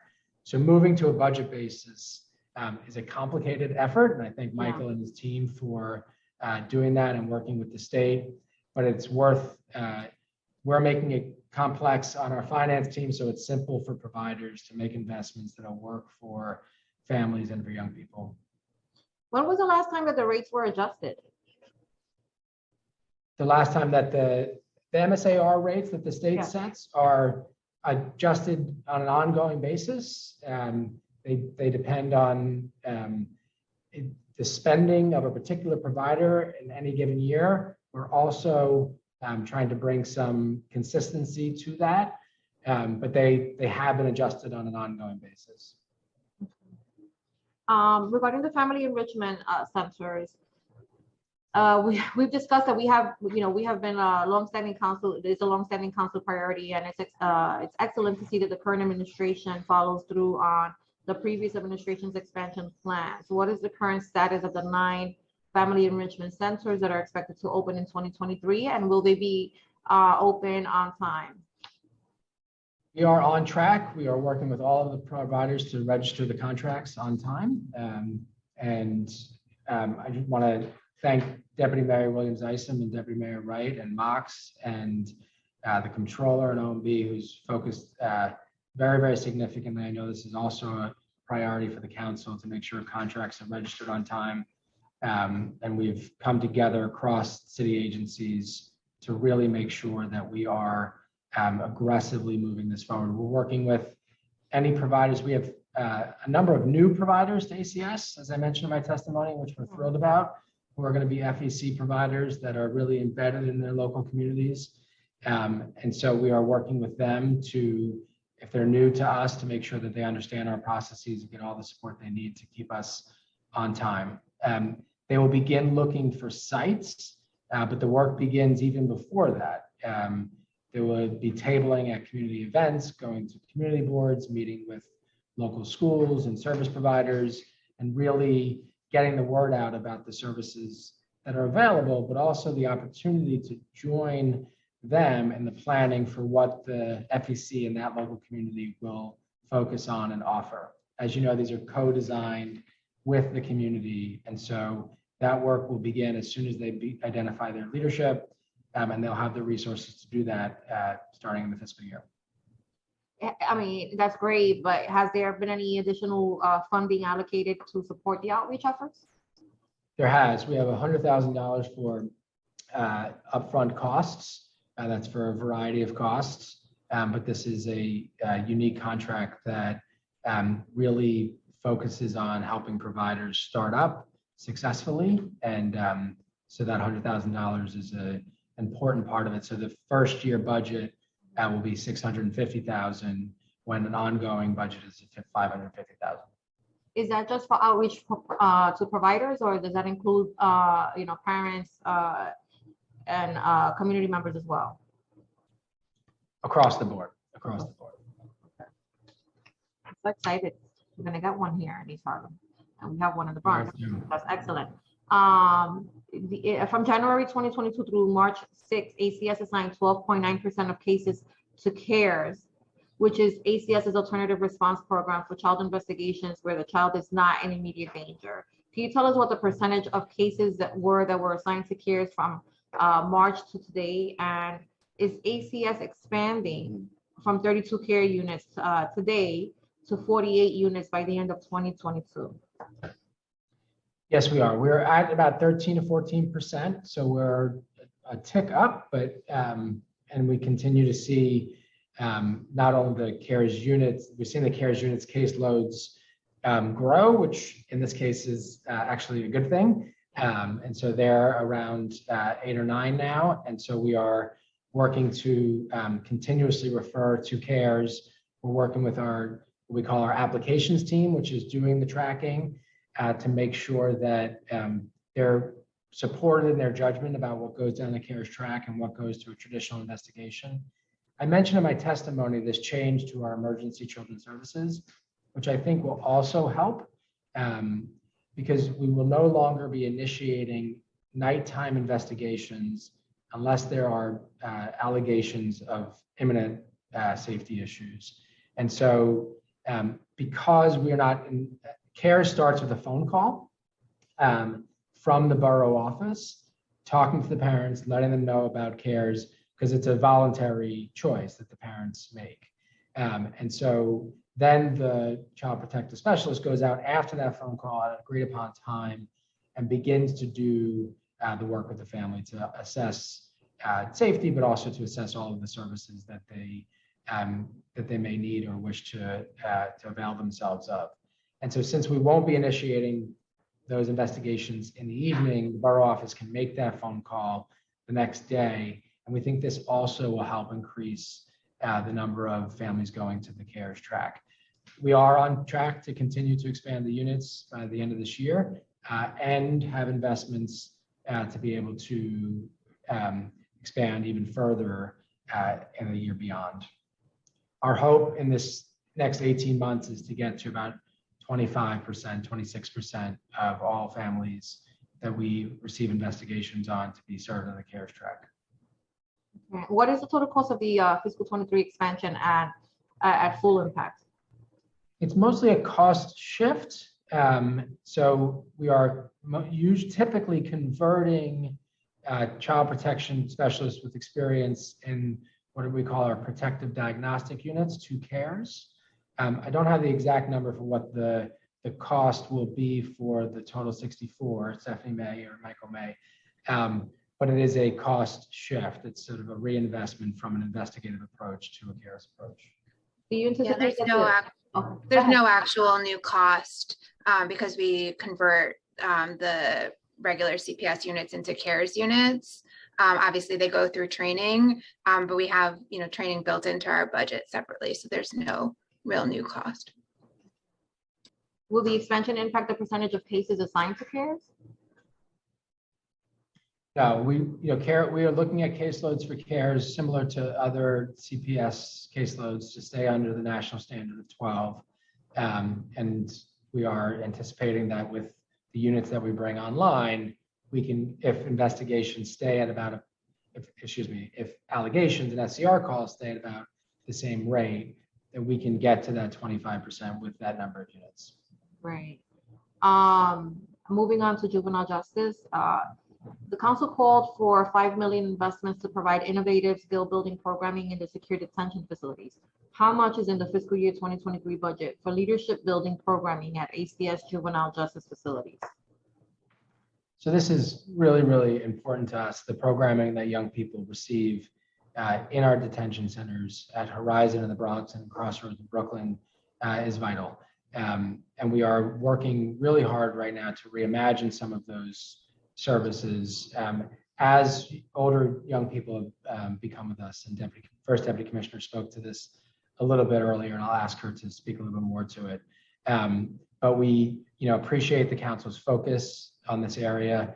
It's really important. You may know that we recently brought on new leadership for our Division of Youth and Family Justice. Nancy Ginsburg is now our Deputy Commissioner. She's been here for 4 or 5 weeks. And has been very on the ground both at Horizon and Crossroads.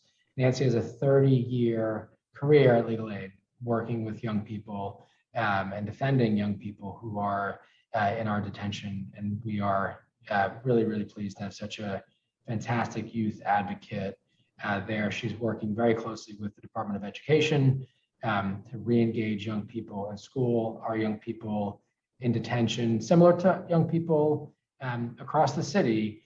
had a real tough time during the pandemic. We had issues of COVID in the buildings, obviously. Thankfully, that is not the case today.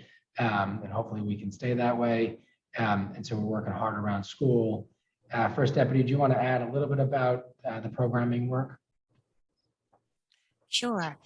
First and foremost, I just wanted to say to Chair Ayala, I just want to thank you and Council Member Salamanca for coming out a couple of weeks ago to discuss and share with us some of your vision, and we were able to share ours.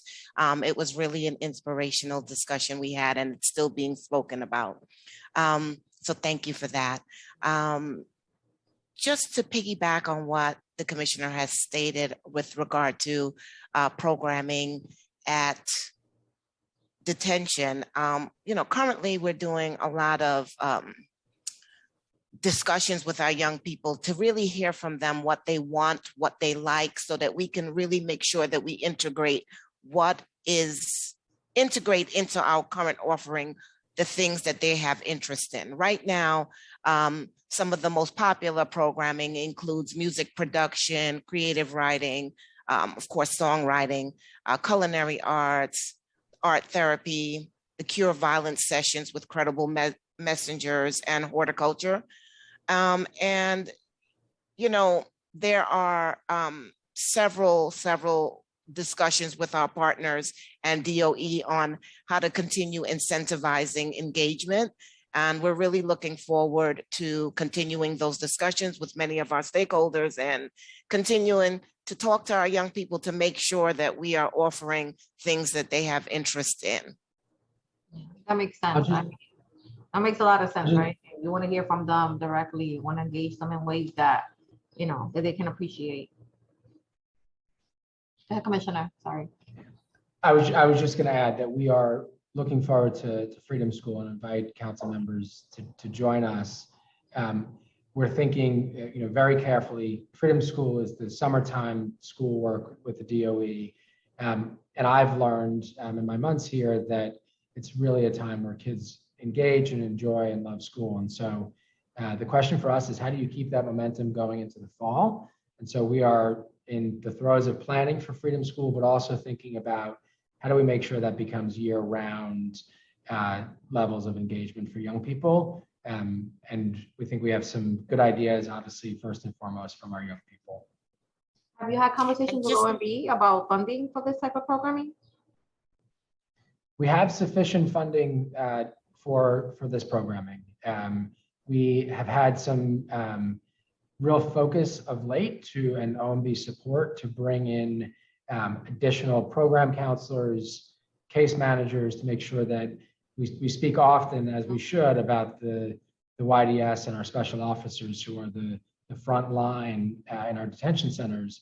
But there's a number of important roles around vocation and career. And so we're thrilled that we just got a number of folks who are joining us in those roles. And we have sufficient funding to support that. So we think we're in good shape. Also with the addition of, as we roll in Fair Futures to detention, that'll bring additional staffing of coaches into the buildings.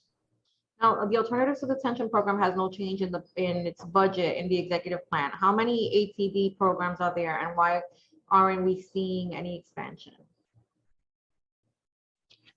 So we have taken the ATD programs are new to ACS, and we just released a concept paper. We're going to get feedback from the providers.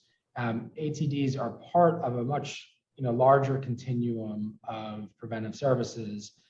We have our JJI initiative, which provides in-home family supports and treatments. We have our FAP initiative, also serves youth.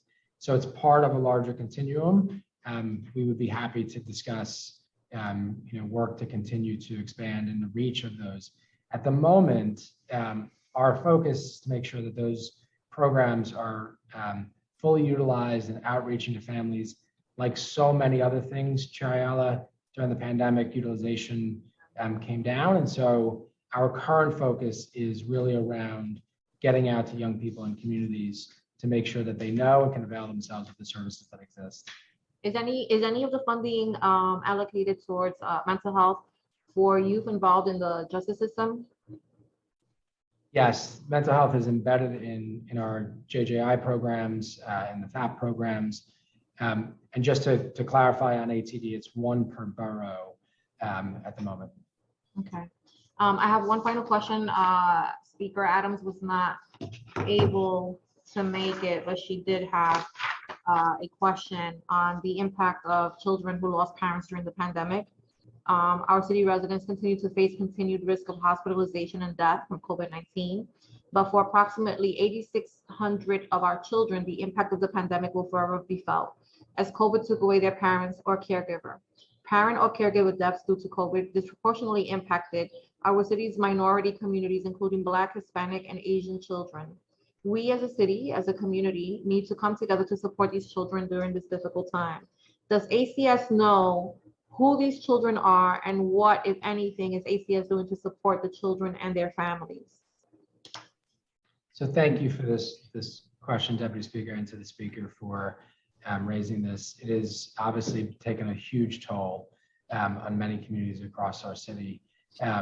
We are, all of the work that we're doing in preventive services with family enrichment centers, with childcare, we think is the best response to this, to continue to expand and get the supports out to families. In addition to so many young people losing their parent or primary caregiver, we know families are further strained, that a grandparent who used to be an essential part of caring for a child, watching after them, babysitting, and just being such an important source of stability and strength have been lost as well. And so families are under additional stress. And we want to make sure everything that we do is to support family members. I do think the rate adjustments for parents who are caring for kinship foster parents who are uncles, aunts, grandparents, and for adoptive or previous kin gap, which we call the kinship guardianship program, this will be additional resources for them as well. We know a lot of our families are taking care of children who have lost their primary caregiver. We don't have a specific number of course, and we don't think it's appropriate for us to sort of assume that there's a challenge there or a problem there, but we want to make sure that our outreach around childcare and family enrichment centers and preventive is really available to all these families. Stephanie, would you But like we to- also don't want to assume, Commissioner, that we don't have a problem there, right? Like, is there like a process for? Yeah, we've. Okay. Yeah, so I can jump in here. We've been, this is something we've been monitoring pretty closely since the start of the pandemic, especially if you could think back to March 2020. We really weren't sure what was going to happen, and this pandemic throws things at us all along the way. So we've been continuing to monitor that. And the good news is that there's actually a very small number of children who've come into foster care due to losing parents or a parent or parents to COVID. It's like less than a handful. That means that these kids who've lost their primary caregivers have been taken in outside of foster care. Either their other parent or other relatives are caring for them. And so I think all the items that the commissioner mentioned about our family enrichment centers and prevention services, and really ensuring that these new primary caregivers have what they need, unrelated to foster care, but out in the community, get the services and supports they need is critical. And that's why we continue to push those services out to the community. Are there children that, are you also trying to identify the number of children that are already in the system whose parents may have passed away as a result of COVID? Yeah, that was part of our look. It's very, very small. Yeah, okay. Well, I mean, that's a good thing, but even for those, for that small, minute, number of children, I mean, I just lost my mother in January and I'm still traumatized, and, and it's been, psychological roller coaster. So I can only imagine, I'm going to be 50 years old, what it feels like to a 9-year-old, 5-year-old, a 10-year-old to lose their primary parents. So, how is any support being offered, I'm assuming, through mental health? Absolutely. And our provider network has an extensive set of investments, some of them through Medicaid in mental health services. So all of our providers provide full and medical mental health services. I also think, Chair, that this is an important part of just to lift up our work with kin, with family members. For a young person, even though it's just a handful, as you said, we really want to make sure they have everything that they need and that they're in a familiar environment. And so currently, I mentioned that we have 43% of children in foster care with family or an extended relationship that preceded them coming into care. And it's even better around the placements initially this year. So we're at about 55% of children who are coming into our care today are being placed with family members. And obviously when a child has experienced trauma, being around somebody familiar is really, really important. And so our job is to support that kinship foster parent as best we possibly can, not only with appropriate financial resources, which the rates will help, but with all sorts of social supports. And our providers are doing a good job at doing that because, and we know, because we hear from foster parents, but also because children in kinship care are very stably placed. They're less likely to move in foster care if they're placed with kin. I can appreciate it, and I can appreciate how difficult your work is. And I look forward to coming back this summer to meet with some of the young people at some of the juvenile detention sites. And I will wrap up there because we have a couple of colleagues that have questions. Thank you so much. And I'm coming. Thank you. Looking forward.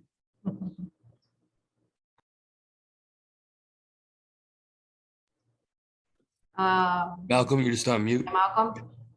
Okay, it's Friday, everyone. Sorry. Just want to say we've also been joined by council members Barron and Carr. We will turn to council member questions, and the order of hands are Caban, Barron, and Brewer. We'll start with council member Caban. Starting time. Thank you. Really appreciate it. So I want to talk a little bit about the child care voucher system. Obviously, most of our child care programs are funded through the Federal Child Care and Development Fund, and it restricts eligibility to kids who are U.S. citizens. And although federal guidance does provide an exemption from verifying immigration status for child care provided in settings subject to public education standards, New York has not to date exercised that exemption. And proposals to include undocumented families in New York State's recent child care expansion were not included in the state's enacted budget. So just two questions for y'all. Has ACS previously explored ways to use city funding to ensure undocumented children have access to the same early childhood care and education programs as other children? And then would ACS support making city-funded early childhood education and care vouchers available to the relatively small number of children currently ineligible for the CCDF-funded childcare vouchers due to their immigration status? Thank you, council member. I'm going to turn it to Stephanie because we have advocated for this. It's important to us, to state law, and we think it would be very helpful to be able to extend support to families regardless of immigration status. Yeah, I can start by saying the premise of your question is something we absolutely support. We want these children to be able to participate in childcare and benefit from the programs, and for their parents to benefit for the support. We've been advocating both at the federal and state level for this change, so far unsuccessfully. So I'll first start by saying anything the council can do to assist that advocacy would be appreciated. In terms of CTL, that's an interesting concept, and I think we need to explore that further. Well, I certainly would love to support and help explore that further. And I know that some of our colleagues probably would be on board with that too. So I look forward to staying in touch, and those are my questions, and I will cede the rest of my time. Thank you, council member. Thank you. Thank you, council member Caban. Next, we'll turn to council member Barron. Thank you very much. Time. You know what I'm concerned about in the whole foster care system? First of all, a lot of money is made by these organizations and companies contracting out so-called foster care services. Oftentimes, the money goes more to agency administrative stuff sometime, or organizational administrators, than it actually gets to the child and the care of the child. So I would like to know more about that and about kinship care and how we can prevent, some of these cases. But I'm concerned about, just like with the homeless questions I raised around the homeless, there's a lot of not-for-profits and for-profit organizations making a lot of money off our misery, whether it's child care services or homeless care services or workforce development, and all of these usually white not-for-profits or for-profits make big money off of contracting with city agencies. So that's one concern I have. And then the Children's Center, the Nicholas Capetas Children's Center, if you can give me an update on that, what's happening with that, how's that going along? And then child protection. How do you determine when a child should be really removed from the home? I mean, that's a very, very challenging thing. A lot of Black people think that we're being abused and that sometimes children are taken from families when they shouldn't, and sometimes children are left with families that shouldn't be left with families. So just how do you determine when a child should be removed? And do you make physical home visits or virtual home visits, virtual visits, with this pandemic, did it turn into virtual visits? And then here's the big one. Raise the age. The mayor thinks that we should keep young people, 15, 16, 17-year-olds in adult court and in adult facilities as opposed to family court. So sometimes, the close to home concept, like if they're involved in let's keep them close to home. And then there's detention centers. I remember I used to have, you remember the Spotswood Detention Center many, many years ago? That was a big problem. The Brownsville Detention Center, jail. It's a big issue with this child care services for the Black community in particular. It's a huge issue. Some people are making a lot of money off it. And then you can't possibly agree with them. Here's when we get you in trouble, or you're going to give me a non-answer. You cannot possibly agree with the mayor that raise the age is bad, that these young people need to be in adult facilities. The mayor's wrong, and then he couples that with no cash bail. Neither one is what's causing crime. It's poverty, unemployment, and mental health challenges. And policing is not the issue, and certainly detention centers are not the issue. So you have a very, very, as you already know, heavy responsibility in protecting our children, protecting our youth.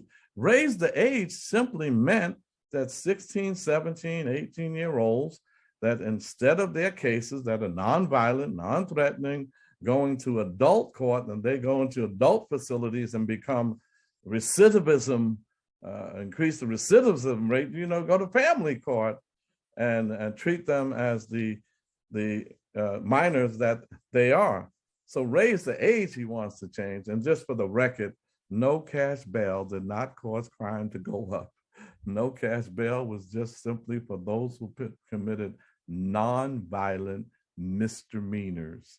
And so the narrative that that's raising crime and that these young people are out there, and they have problems, and there are some that are involved in that, but the answer cannot be more cops and more jails. It has to be more child care protective services, more prevention, and more once they do make that mistake and get involved on that level, it has to be about rehabilitation, not punishment that leads to recidivism.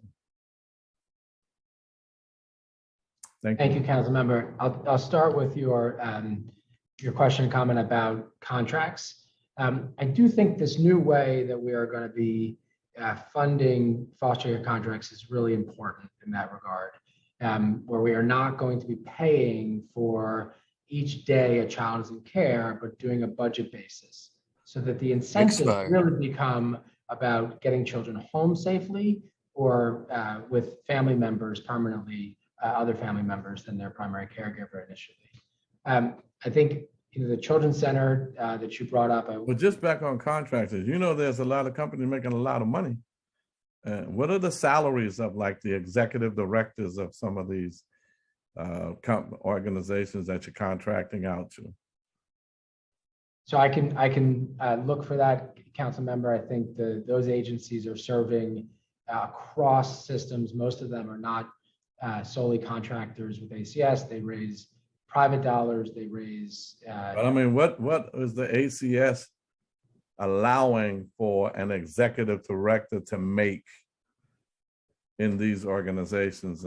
Same thing like we was mentioning Samaritan Villages. How much do their executive directors, how much do these groups make? You know, what kind of salaries are they making? We have limits on administrative costs and make sure that the vast majority of the funding goes directly to programming. I think also investments in things like Fair Futures that are going directly to young people and trying to make sure that we're listening to young people's voice and how budgets are created. We have our own Youth Leadership Council. We have the Youth Advocacy Board. We're also working really hard with other city partners around housing for young people. What you said earlier about the money going to young people and going to families is really important to us. We don't set a cap on the salary. What we do is make sure that only a small percentage goes to anything but direct services to families. I did want to just speak to the Children's Center as well. I spent a lot of time there in my first few months. First Deputy Commissioner Saunders has done a great job making it a more healing and thoughtful place and staffing and a safe place. So I'm really indebted to her work that preceded me and continues. We are working with our providers. We're launching a new process that will be led by Sabine Cherry, who's got a long history. She runs our Youth Leadership Council. She's listened to our young people. And for young people who are at the Children's Center, we do a case conference, look at, can they go home with services? What is in their absolute best interest? What services can we wrap around them? She's going to bring all parts of our ACS continuum and provider network to bear, and really to hear from young people. Where do they want to be, and where do they feel most safe? I will say to you, the mayor has pushed us upstream and has told us that he absolutely does support Raise the Age and us continuing this. We think it is absolutely vital that the 16 and 17-year-olds who are arrested come to us and that we provide them everything that they need, in addition to making sure that they have access to best counsel, access to their families, that they get the programming and supports that they need. That's lastly, what the mayor's rhetoric is. He's saying that Raise the Age, he does not support some of it, and he wants to use the term dangerous and to be included in it. Dangerous to who? You know, who interprets what dangerous is. Time. So he double speaks on that, but go ahead. And on the CPS front, I want to share that we do a careful analysis. The standard is a major change in the standard of evidence, which we supported and continue to support, where a case is indicated for maltreatment if there is the preponderance of evidence now. It used to be just some credible evidence, and we're seeing our indication rate come down as a result of that. Those families still are offered supportive services, preventive services if they'd like it. The standard is imminent risk of harm. And during the pandemic, the courts accepted only emergency applications. And we've learned a lot from that. We were able to keep children safe with our preventive services, bringing less into court. We're also starting a pilot, council member, that I think is really important. We're in the first visit to a family's home, we will have a flyer. We're starting a pilot in the Bronx and in East Harlem. So they have a flyer either for Bronx defenders or neighborhood defenders of Harlem that says, call us for all information about your rights and the resources available to you, so that families can early on understand what their defense can look like. And so we're excited to be able to roll that out. It's very important that we do our job while assessing safety. It's equally important that families understand their rights. Thank you. Thank you. Thank you. And next we'll turn to Councilmember Brewer. Thank you very much, Commissioner. A lot of the wonderful contracted agencies, and maybe I am not understanding it, has to do with funding for their staff. Now, in your testimony, I know you mentioned correctly that there's less money for preventive staff members. What they tell me of these agencies, that they have foster care, obviously support in terms of staff, and preventive, but the foster care will be able to get some funding to do the COLAs or whatever is so deserved, but the preventive not. But it makes it hard on the agencies, because how can you have two people working together, one gets increased and the other doesn't? Is that something that is across the board, and how are you dealing with it? And is that really a situation? Yes, it is. And this stems from a state decision to fund the cost of living at 5.4% for foster care, but not for preventive. And we're disappointed in that decision. And we look forward to working with the council as we go forward towards adoption on this. Okay, because I mean, that's not fair to the agencies at all. And I don't even know why it should fall on the council. Are you doing anything about it, or just waiting for the council? We're in conversations with OMB, but understand also that this is an important council priority. So I would say both. Okay. Next is, when you talk about childcare, thank goodness for the funding. Do you talk, is it a situation where DOE, they will be contracting, or you'll be contracting with nonprofit childcare centers, or just with the ones that are run by the DOE, or how is that going to play out? Or you don't know yet? Because there are obviously lots of nonprofits. There are also a lot of, I'm not so supportive of some of the for-profit childcare centers. So how does this funding get allocated in terms of spots? So ACS only does the voucher system. And so our job is to determine eligibility and get families that voucher. And then they make the choice of where to purchase childcare with that voucher. And we work with our DOH-MH partners who oversee parts of the certification process, and obviously DOE, who directly runs these programs. There's availability in the DOE programs, and we will be expanding the voucher program significantly, getting through the entire wait list. So I hope that answers your question. We won't be directly contracting with providers through ACS. That's a DOE function at this point. Okay. And then Nycc has a family partnership. So I have a lot of situations where there is a family situation at Nycc. I've got one now with a couple of young people, mothers on drugs, kids are challenging. So I guess the first thing we do is we call family partnership.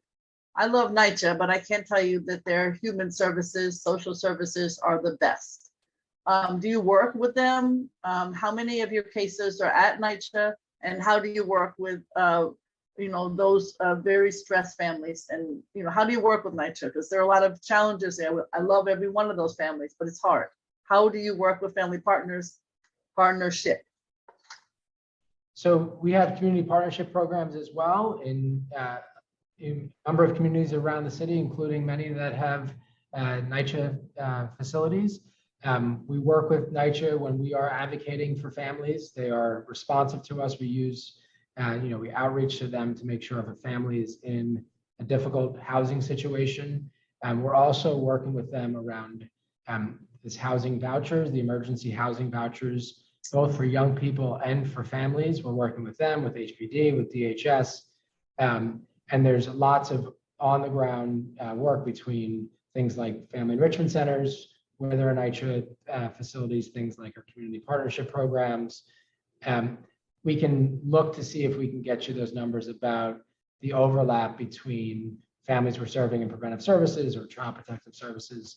And Nycc, I don't have them for you, but we will certainly look to get them. That would be very helpful. I would appreciate that. And then when we talk about the schools, we often talk about kids in temporary housing, et cetera, et cetera. But obviously, we know the statistics on the challenges of young people in foster care. I'm a foster care mom, so I'm aware of it. But foster care and so I'm just wondering how are there dollars allocated that you're following for the young people, because your foster care kids, even though it might come under DOE and not you, do you follow them to make sure that there's appropriate services? Where obviously DOE, as you heard, doesn't have their full complement of staff to do with foster care kids. And obviously the social workers in the schools are far and few between despite a lot of allocations. So how are you making sure that your kids in foster care go to school? Time expired. Thank you for that, council member. One piece of this is Fair Futures because it ages down to 11 years old. I know. And we But have you don't have it now. You're getting Fair Futures. What's happening for the now? older kids. We have it for the younger kids. I know. We get a data run from DOE and work with our providers. We have a very high attendance rate of the younger children. Where we begin to see challenges with attendance is in ninth grade, consistent with citywide trends. And we are really focused on helping young people and families make good high school applications and decisions. So they're exercising their choice. We're also working on middle school choice so that we really are making sure that children in foster care avail themselves to choice. We don't think we are where we need to be on that. And so the investments in all of the education specialists through Fair Futures is really important. And I'm really grateful that Chancellor Banks, we have about 5 different work streams going with them. Obviously one for foster care, looking at our child protective relationships, how we can open pathways to preventive services from schools when we don't need a call to the state central registry, but maybe need a service support for families. And we're doing retraining for a lot of DOE teachers this fall that we're working on together.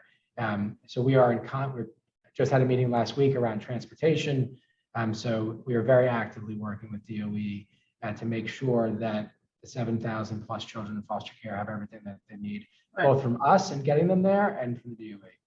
Could you give the committee some dollar figures, because on the DOE end, it's great, but there's nobody home. Maybe there will be, but they don't have staff. So I would appreciate you getting the numbers to the committee as to what you're putting in terms of staff and allocation to make sure that kids are able to finish school. I know Fair Futures before anybody else. I was there at the first meeting. I got it, but they're not all there yet, and they can't do it all. So I'd love to know what your numbers are also. Thank you very much. Right. Thanks, Councilman. We'll include education specialists at the provider agencies, not Fair Futures, and the work that we do. We have staff centrally who coordinate a lot of support on this. So we'll get you that. Next, we'll turn to Councilmember Sanchez. Starting time. Good afternoon, Commissioner, and thank you so much for participating in this hearing, and good afternoon to our chairs, and thank you for your endurance since this morning. So my question is around emergency removals that are extremely traumatic events, of course, for children, and particularly what are ACS's protocols around emergency removals in terms of serving the child, mental health services, supports, long-term supports, because it is, these are such traumatic events for the children. Thank you so much for this question, Council Member. We want to avoid emergency removals as often as possible. Emergency removals are removals that a child protective specialist and their supervisor and their manager have made a decision that must happen in the moment. Typically, what's happening is that there's not a primary caregiver available at that moment. So we're making an emergency removal, or there's some very significant imminent risk of harm. The protocol is then to hold a child safety conference the very next day, or that day if we can make that happen. And then also following that child safety conference to be into court. I think it's important that when we exercise an emergency removal, we are providing information around where families can reach out for legal counsel, of course, and that child safety conference information. So I think often after the emergency removal at the child safety conference, there are times where we don't even go into court. Family member, a parent who is not available that evening comes back into town and is able to care for the child, right? So we're looking for any solution. It's also that an initial child safety conference is part of the reason we have done such a good job around kinship. We're able to get 55% of new children coming into care with families. But to back up to the original premise, we don't want to be doing emergency removals unless they are absolutely necessary. So we have very careful quality assurance looks at that, and it's something that we watch constantly, not only the rate of emergency removals, but our practice within them and whether it was necessary.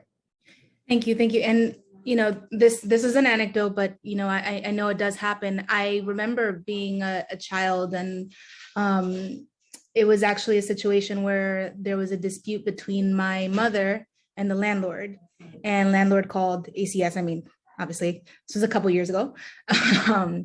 But she called ACS in a vindictive way, right, to say that my parents were abusing us, me and my siblings. And I know that this does happen. So can you share, what the sort of thresholds are for emergency removal? Absolutely. So, and just to back up that, false and malicious reporting is something that we are really, really concerned about and want to aggressively pursue solutions around. It adds stress to families, as you know. So the State Central Registry is making the decision of whether to accept that case. So there's a state decision, and then they send it to us. Then there is the decision of whether we can go down the CARES track. If there's not a serious abuse allegation, we can go down the CARES track, which would have changed that experience, I imagine.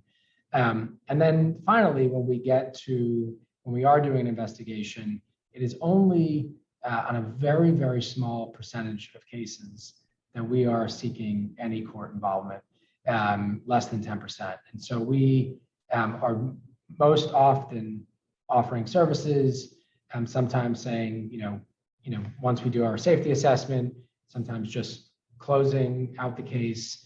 I think we want to look at ways in which the state can promulgate rules for local districts of social service so that we can have some administrative process where a family can say, I'm being abused by someone through the SCR.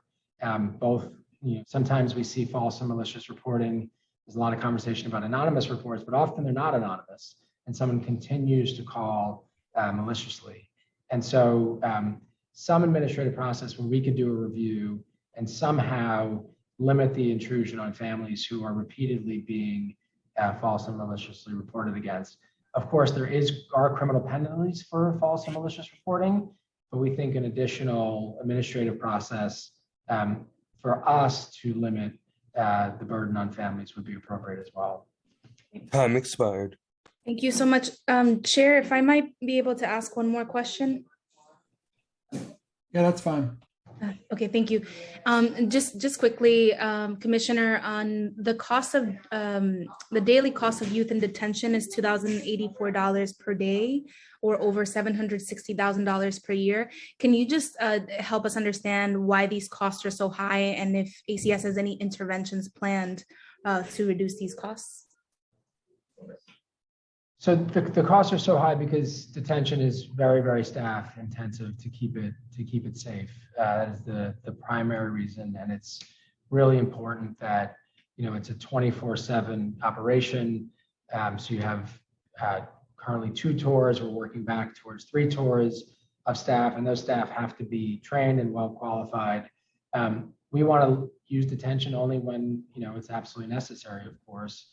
But when young people come into care, we have to make sure that they have the staffing and that they have the schooling and everything that goes into making sure that the detention facility runs safely. At the moment, of the young people who are in our care for more than a week, over half are there on allegations related to charges of attempted murder or murder. And we do not use techniques like pepper spray, and don't have other techniques that are intrusive or on young people. And so it has to be what we call staff secure. So we have to have enough staff to really make sure that young people are safe and can move throughout the building safely. And so it's really important that obviously the rate per day kind of depends on, there's fixed costs in the building. So the rate per day fluctuates depending on the number of children who are in our care, 148 as of this morning. And so those numbers may change, but I do think those investments are appropriate. Thank you so much, Commissioner. Thank you, Chair. Thanks, Councilmember. Thank you, Councilmember Sanchez. I'll turn it over to Chair Ayala for her closing comments and thoughts, and then to Chair Brandon. Yeah, I just want to thank you, Commissioner, for your time today. I can appreciate the complexity of the work that you do, and no dollar amount, gonna help remediate the conditions that the agency has to deal with on a day-to-day basis. And so, we're here, to offer our partnership, to try to ensure that you have all of the resources that you need to be able to do your job effectively, but to also ensure that those dollars are helping improve the conditions that allow for families to come in contact with any of those services. So thank you today for your testimony, and I look forward to visiting soon.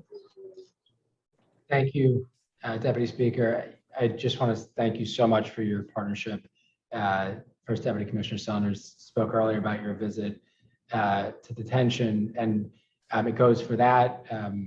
Our staff, as she said, are not only still talking about it, I think you really inspired them with your connection to this work, and certainly inspired me. And just appreciate all the support and your advocacy for us to move upstream, and we look forward to continuing to partner with you. Thank you. Thank you, Commissioner. Thank you to your whole team. Nothing more important than our kids and that are entrusted, our city and the workers that we entrust with their care. So we want to be partners with you on all this work, and any outstanding issues or questions we had today, we'll put it in a letter. So hopefully we can get answers back ASAP, because it just helps in our budget response and the budget negotiations. So I thank you all very much. And with that, I will adjourn this hearing. Thank you. Thank you, Chair Brown.